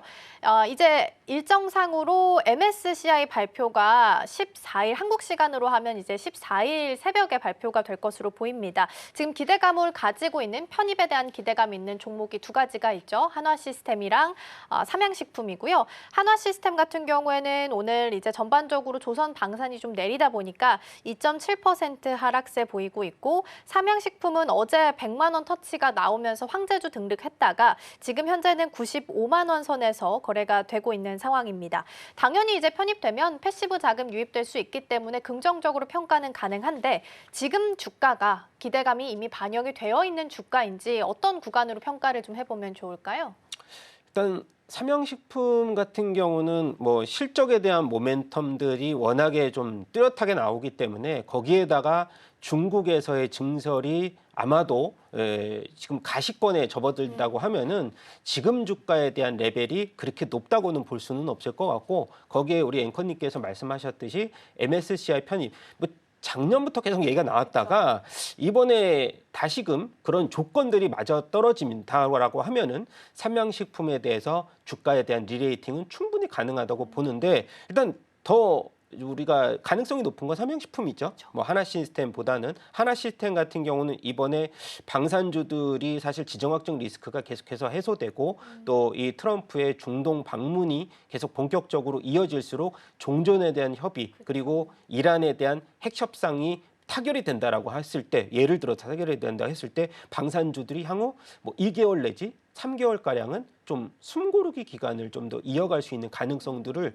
저희는 열어놓고 봐야 될 것 같아요. 왜냐하면 더 이상의 호재성 이벤트들이 남아 있을까? 제일 마지막 퍼즐이었던 실적 시즌이 마무리가 됐거든요. 그러면 실적 시즌에 대한 그 텀이 보통 한 2개월에서 3개월 정도 가시권에 다시 우리가 입에 오르내릴 수 있는 가능성들이 좀 텀이 길기 때문에 지금은 오히려 저희가 봤을 때는 아까 말씀드렸던 관세에 대해서 이슈가 조금 나왔던 전차 군단에 대한 관심을 계속 높여갈 때가 아닌가라고 보고 있어서 그리고 뭐 삼성전자 같은 경우도 오랜만에 이 외국인 수급이 대량으로 들어왔잖아요. 그래서 그런 것들로 봤을 때는 뭐 하나시스템과 만약에 삼양식품을 우리가 예를 들자면 삼양식품은 이제는 환율에 대한 수혜 섹터로 봐야 되는 상황에서 지금에서는 선택권은 삼양식품에 좀 더 우리가 무게를 둬야 되지 않을까라고 보고 있는 상황입니다. 네, 삼양식품과 한화시스템 지금 편입 가능성이 가장 높은 두 종목으로 언급이 되고 있는 상황이고요. 한국 시간으로 아마 14일 새벽쯤 발표가 될 것으로 보입니다. 그래서 이 부분도 같이 저희가 나오는 대로 점검 좀 해드리도록 하겠고요. 그럼 이어서 이번에는 외국인과 기관 쪽에서 어떤 종목 좀 담아가고 있는지 함께 확인해 보도록 하겠습니다. 네, 먼저 외국인 쪽부터 확인하면 삼성전자, SK하이닉스 1, 2위 나란히 지금 지금 자리하고 있고요. 기관 쪽에서도 1위, 3위가 지금 삼성전자랑 SK하이닉스로 반도체 투톱으로 쏠려 있습니다. 오늘 전반적으로 어제와 마찬가지로 관세에 대해서 그동안 피해를 봤다라고 판단했던 쪽에서 좀 더 오름세가 높은 모습입니다. 그러면서 반도체 쪽으로 시선이 좀 쏠리고 있는 상황이고요. 반도체 투톱 오늘 양쪽에서 모두 다 러브콜 보내고 있습니다. 더불어서 이제 HD 현대 미포가 지금 3위 자리에 있는 상황인데 사실 조선 방사는 이제 관세 수혜로 그동안 좀 잘 가고 있었기 때문에 오늘은 상대적으로 화해 무드가 좀 풍기다 보니까 이쪽에서는 좀 수급이 빠지고 있는 것으로 확인되고 있고요. 그리고 무역 협상이 잘 되면 이제 해상에 대한 물동량이 증가할 수 있다라는 기대감 속에 HMM도 소폭이지만 오늘 오름세 보이면서 기관 순매수 상위 종목에 현재 이름을 올리고 있는 것으로 확인됩니다. 그럼 이제 오늘 쉬어가고 있는 쪽을 먼저 좀 살펴볼까 해요. HD 현대미포, 그러니까 크게 보면 조선이랑 방산 좀 같이 묶어서 보겠습니다. 대표님, 오늘도 전반적으로 빠지고 있는 상황이에요. 물론 너무 올랐기 때문에 쉬어갈 수도 있다라는 생각은 하셨겠지만 그럼에도 이제 이 수급이 반도체주로 갔다라고 판단을 한다면 주도주의 변화가 있는지까지도 염두를 좀 해야 되는 걸까요? 뭐 HD 현대 미포 같은 경우는 최근에 이 LNG 수혜주로서 많이 부각을 했었고 LNG 벙커링선 수주가 막 15총 이상 기대가 된다 상반기에 그런 이슈들도 굉장히 많고 그걸 또 1분기 실적으로서도 보여줬거든요. 그래서 목표 주가도 이 TP도 계속해서 상향하는 모습을 보여줬는데 가장 중요한 거는 지금 이 조선주의 모멘텀이 여기서 끝나갈지를 미리 판단하기 굉장히 어렵다. 그래서 저는 이제 기술적 분석으로서 판단하는 게 좀 더 낫지 않을까라고 보고 있어서 이제 조선 업종들은 이제 한 3일 정도 조정폭 네, 일부 맞아요. 받았었거든요. 그러면 21선 깨진 종목들이 아직은 많이 없어요. 그래서 일단 실적선이었던 21선, 수급선이었던 21선에 대한 지지력을 한번 보이고 나서 그때 가서 뭐 기본적으로 포트폴리오에 신규를 진입하실 분들 같은 경우는 신규 진입에 대한 가능성들을 여기서 열어놓고 보시는 게 미리 선단해서 신규 편입을 하는 것은 좀 리스크가 당연히 있지 않을까라고 보고 있고 우리가 지난주에 나왔던 이슈 뭐 전용기에 대한 MRO 수주 기대감까지 나왔거든요. 이것은 거의 나올 수 있는 이벤트로는 뭐 막바지? 거의 막바지에 다다랐지 않았을까 그렇게 생각이 되는데 저희가 생각했던 거 이상으로 이벤트가 많이 또 남아 있을 수도 있지만 당분간 해빙 모드가 이어질 수 있는 한은 뭐 조선주 같은 경우도 이제 방산주의 교집합 컬러의 색깔을 보유하고 있는 종목들이 워낙 많기 때문에 상대적으로 같이 움직일 가능성 그리고 대장주 역할을 했던 하나오션이 KDB 산업은행의 지분 블록들 이슈가 이 비공개지만 아직 계속 남아 있거든요. 네. 그래서 그런 부분들로 우리가 해석을 한다면은 지금 8만 원대, 7만 원대가 어느 정도 저점이다라고 말씀드리기가 좀 미리 뭐 예견하기가 좀 쉽지 않다. 저는 그렇게 말씀을 드려야 될 것 같아서 지금으로서는 지수에 대한 부담감이 없는 종목들로서 일단은 포트폴리오 꾸리는 것이 사실 수익을 내기에는 좀 부담 없이 수익 내기에는 좋지 않을까라고 보고 있어서 일단 저 같은 경우도 개인적으로 운영하는 포트폴리오에서는 뭐 삼성전자나 일부 이제 뭐 레거시 반도체 쪽을 담아는 상황이고요. 어제 같은 경우도 아마존이 급등세를 보였잖아요. 이제 중국의 이 판매 비중이 한 50%가 넘기 때문에 그런 이슈 때문에 눌려 있다가 이것이 해빙 모드로 가면서 급등을 했기 때문에 뭐 국내 시장 같은 경우도 이제 이 중국발 모멘텀 그리고 이제 엔비디아가 H20의 제재 이하의 저성능 칩을 개발하겠다라고 하면서 레거시 종목들 어제 삼성전자가 오른 것도 일부 그런 이슈들도 슈팅이 5%대 이상이면 굉장히 강했거든요. 그래서 그런 이슈들도 우리가 해석을 했을 때는 뭐 유진테크라든지 일부 전공정에서 많이 못 간 종목들도 반응을 좀 보일 수 있는 뭐 일단 이벤트들이 좀 더 남아있지 않을까라고 보고 있어서 상대적인 매력도가 남아있는 쪽에서 저는 일단 기존 주도주보다는 비주도주, 이제 수출주로서의 모멘텀이 좀 더 매력적이지 않을까라고 말씀을 드려야 될 것 같습니다. 네, 오히려 비주도주인 쪽, 수출 쪽 좀 보자라는 말씀을 주셨는데 중간에 이제 운용하시고 있는 포트폴리오에 뭐 SK하이닉스나 삼성전자한테 반도체 투톱에 대해서 어쨌든 긍정적인 평가를 좀 주신 것 같아서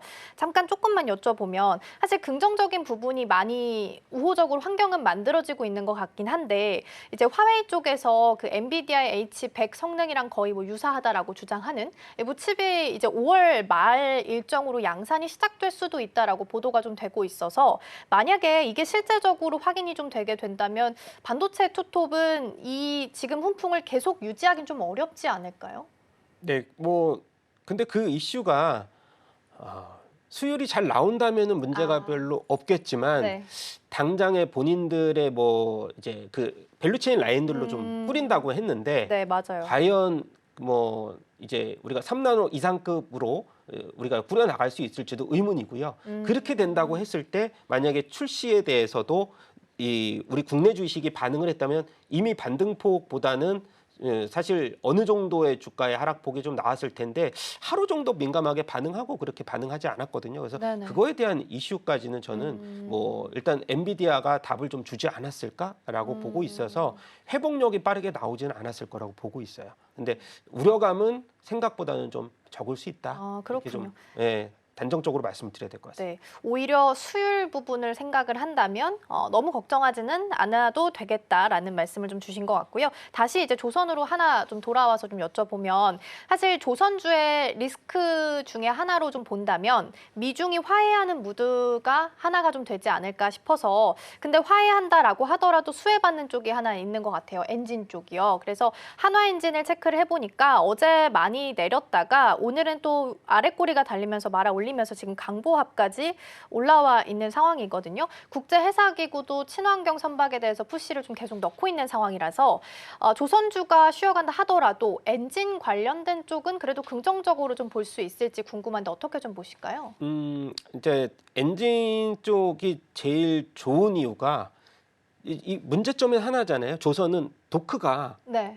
제한적이기 때문에 뭐 환경적인 문제도 있고 근데 엔진은 그런 문제가 전혀 없기 그렇죠. 때문에 그냥 공장 만들어 놓고 지으면 그만이고요. 거기에 따라서 이제 기술자들이 뭐 충분히 인력 부족의 문제도 일부는 네. 있겠지만 거기에 따라서 또 수주가 2023년에 고가 엔진을 수주를 시작을 했는데 그 수주한 물량이 올해 1분기부터 이제 반영이 되는 상황이기 때문에 실적에 대한 리레이팅이 이번 1분기부터 좀 가속화될 수 있는 가능성들 이런 것들 때문에 오히려 선박 엔진 투톱을 비롯해서 엔진 관련주들이 강하게 슈팅이 나오는 것이 아닌가라고 보고 있어서 일단 지금 조선 업황 내에서 기자재에서 본다면은 뭐 그 중에서도 엔진 쪽에 대한 흐름을 계속해서 주목을 해보자라고 말씀을 드려보고 싶고 그리고 이제 XT 엔진에 대해서도 인수에 대한 또 흐름까지 나온다라고 하면은 또 뭐 우리가 한화 엔진, 뭐 XTS 엔진 다 같이 좀 좋아지는 모습들 뭐 계속 기대를 해볼 만하다라고 말씀을 드려야 될 것 같고요. 일단 엔진 주문에 대한 주문이 지금 중국 쪽에서 그러니까. 쇄도하고 있다는 소식도 있습니다.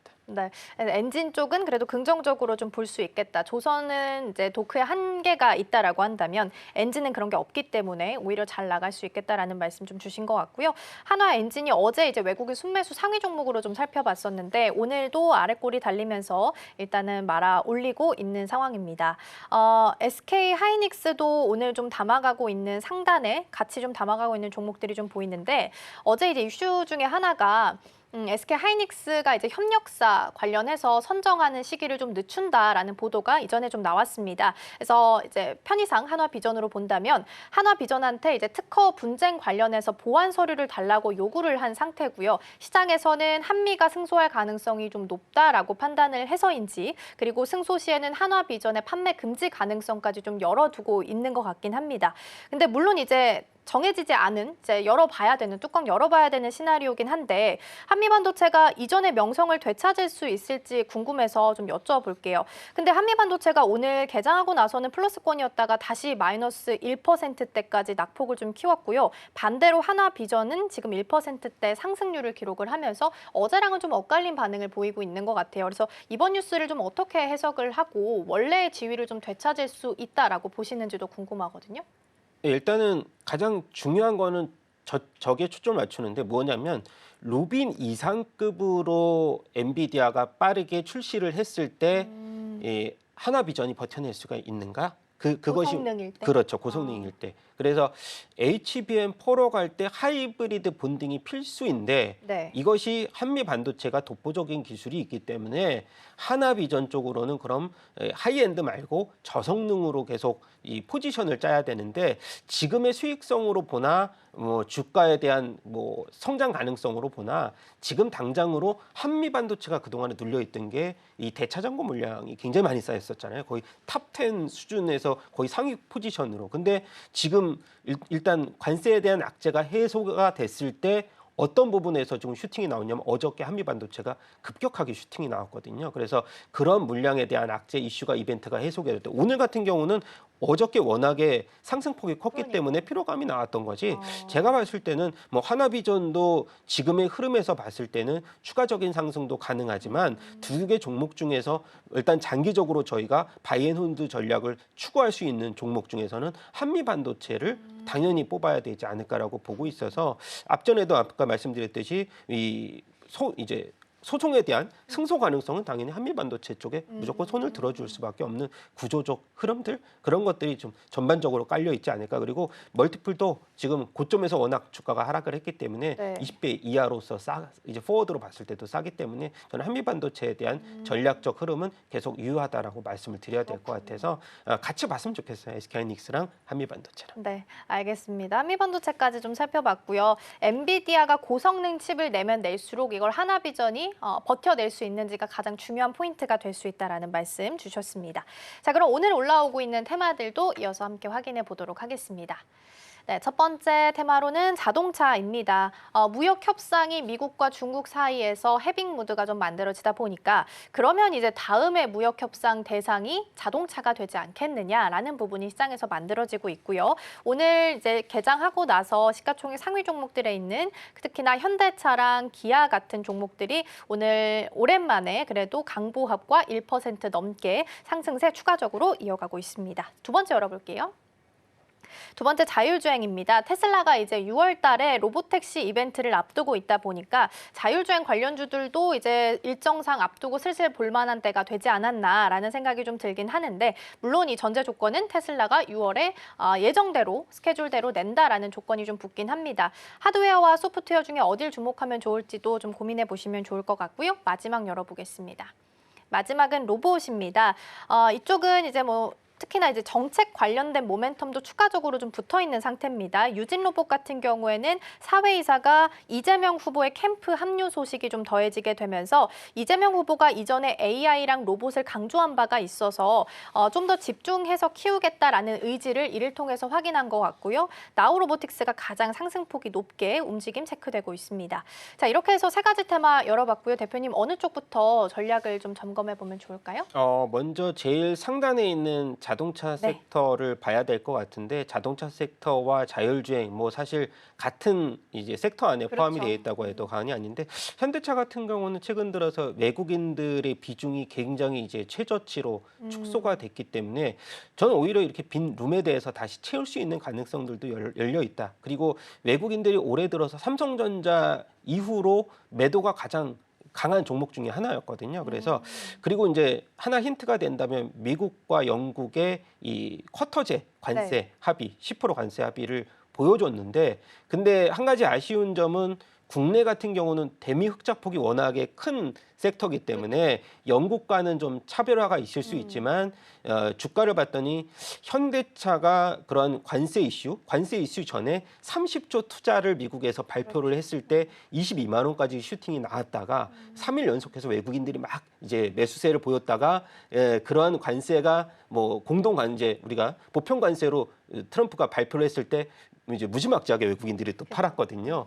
그러한 이슈에서 본다면 회복력이 그래도 저는 19만 7천 원이라는 숫자가 빠르다라면 빠르다고 볼 수가 있는데 불과 일주일 전만 해도 저는 이러한 이슈가 좀 해결이 되면 장기화 되겠다라고 얘기를 했지만 그래도 저는 20만 원대 안착까지는 좀 짧은 시간이 걸렸기 때문에 그래도는 긍정적으로 보이기는 하지만 일단 국내 협상은 좀 뚜껑을 열어봐야 아는 거고요. 일단 생산에서는 지금 부정적인 여파가 좀 보여주고 있어요. 지난달 4월 달이죠. 현대차의 공장 생산 대수가 37만 대 수준으로 지난해 대비해서 한 2% 정도 감소를 벌써 하고 있다는 소식을 봤을 때는 이러한 관세에 대한 비율이라든가 이런 것이 나오지 않는다라고 하면은 20만 원에 대한 안착이 좀 장기화될 수 있는 가능성들이 조금은 훼손될 수도 있다. 전 그렇게 봐서 일단 관망에 대한 흐름을 좀 말씀을 드려야 될 것 같습니다. 그러면 지금 이 자동차를 바라보는 시선에 대해서는 바이앤홀드보다는 일단은 바이앤셀 전략을 주시는 건가요? 바이앤셀보다는 관망 이제 갖고 계신 오히려? 분들에서는 뭐 바이앤셀이지만 보유자분들. 맞는 말씀이시지만 신규 진입은 좀 부담스러운 음. 섹터가 아직까지는 자동차 업종이 아닌가라고 보고 있는데 네. 사실 매력적인 부분도 있어요. 왜냐하면 주주환원 정책을 워낙에 그렇죠. 적극적으로 맞아요. 치다 보니까 지금 배당 수익률을 현재가 기준으로 5%대가 넘거든요. 오히려 삼성전자는 지금 3%대밖에 안 되는 수준이 있기 때문에 저는 장기적으로 계속 끌고 가는 전략을 이제 쓰시는 이제 투자자분들, 신규 투자자분들께서는 그래도 매력적인 부분은 아까 말씀드렸던 배당에 대한 성장률 그런 것들을 한번 확인을 해보시고 뭐 들어가도는 무리는 없겠다라고 보이겠지만 단기적인 부침을 크게 신경 쓰지 않는 투자자분들한테는 매력적인 이제 섹터가 아닐까라고 보고 있긴 합니다. 네, 그렇다면 보유하고 계신 분들께서는 바이앤셀 그리고 신규로 좀 담아보고 싶다 하시는 분들께서는 일단은 관망하는 게 좋겠다라는 말씀을 주셨으니까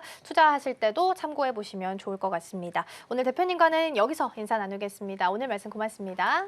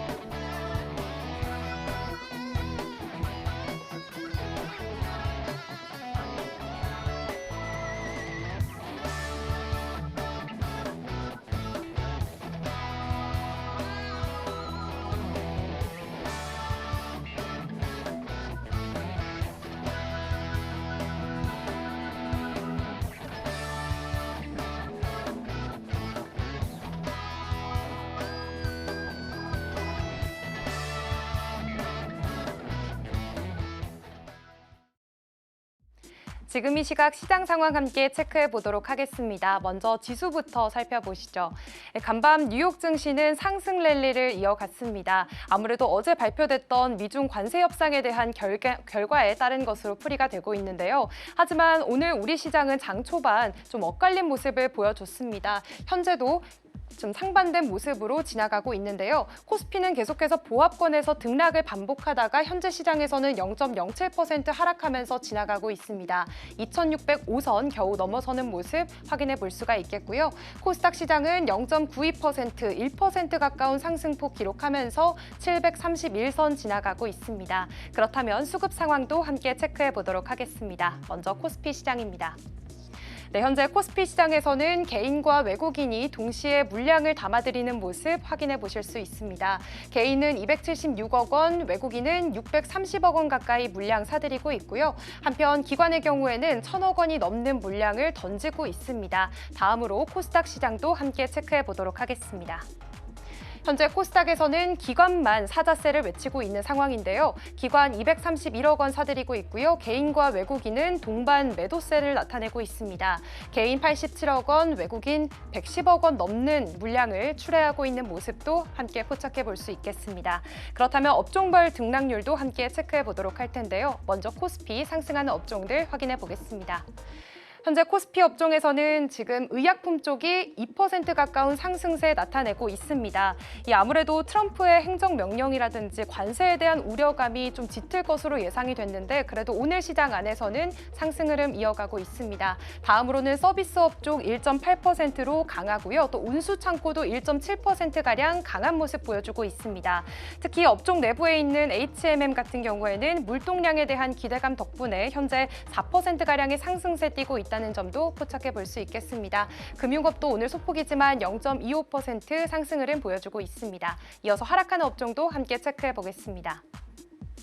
오늘 코스피에서 하락하는 업종으로는 전기가스업이 5.43%로 좀 낙폭이 두드러지는 모습입니다. 이 안에 한국전력이 현재 5%가 넘는 약세를 나타내고 있는데요. 현재 이 업종을 좀 하락으로 이끄는 모습 포착이 되고 있습니다. 또 다음으로 이어서 철강 및 금속 2.12%, 비금속 광물까지 1.15%가량 오늘 약세 흐름 두드러지고 있다는 점도 포착해 보시면 좋겠습니다. 그렇다면 이어서 코스닥 상승하는 업종들 함께 체크해 보도록 하겠습니다. 네, 오늘 코스닥에서는 기타 서비스가 2.65%로 강합니다. 그리고 제약 쪽이 앞선 이 코스피 시장과 마찬가지로 좀 강세를 나타내고 있는데요. 1.78% 상승해 주면서 그래도 오늘 시장에서는 상승 흐름을 이끌어가고 있는 모습 계속해서 확인해 볼 수가 있겠습니다. 그리고 또 오늘 기계 장비 쪽도 강합니다. 아무래도 로봇주들이 오늘 시장 안에서 좀 강한 상승 탄력을 받아가면서 기계 장비 업종에 대한 그런 상승세도 이어가고 있습니다. 1.6%가량 올라서주는 모습 확인해 보실 수가 있겠고요. 오락문화도 소폭이지만 0.24% 올라서는 모습입니다. 그렇다면 이어서 하락하는 업종도 함께 체크해 보겠습니다. 네, 오늘 코스닥에서는 기타 제조 쪽이 0.61% 소폭 하락한 모습이고요. 섬유, 의류, 비금속, 종이, 목재까지 오늘 소폭이지만 그래도 하락하는 업종들 이렇게 나타나고 있는 상황입니다. 그렇다면 이어서 거래대금 상위 종목들의 흐름도 함께 체크해 보겠습니다. 먼저 코스피 시장인데요.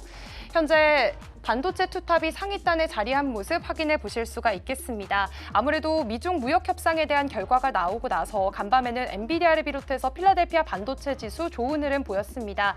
그래서 오늘 시장에서는 이 반도체 투탑이 좀 강한 모습을 보일 거라고 예상을 했었는데 현재 SK 하이닉스 쪽에만 2%가량의 매수세가 몰리는 모습 포착되고 있고요. 반면 삼성전자는 계속해서 등락을 오가다가 현재는 0.5%로 낙폭을 좀 확대한 모습입니다. 57,300원 선 지나가고 있는 상황이고요. 또 다음으로 살펴보시면 한화 에어로스페이스 오늘 0.24% 빠지고 있는 상황입니다. 81만 원 선 지나가고 있는데요.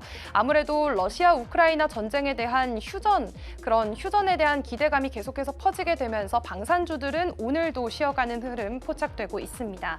다음으로 하나오션의 경우에는 현재 0.8%가량 상승해준 모습입니다. 76,900원 선 지나가고 있는데요.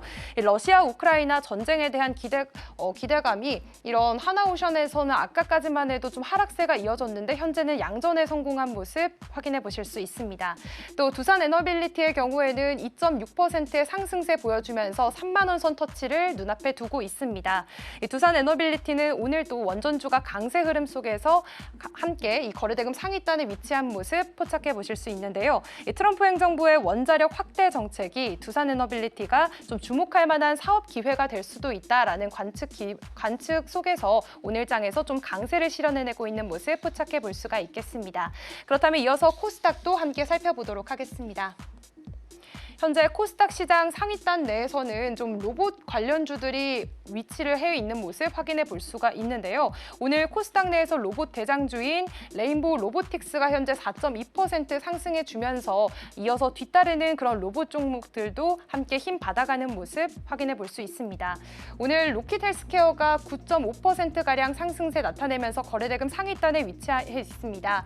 지금 16,170원 선 지나가고 있는데요. 로킷 헬스케어는 어제 신규 상장주이기도 했습니다. 어제는 공모가 대비해서 34% 상승 마감을 지었었는데 오늘도 그 추가 상승분 받아가고 있는 모습 확인해 볼 수 있고요. 또 나우로보틱스 현재 상한가 터치하는 모습 22만 550원 선 지나가고 있습니다.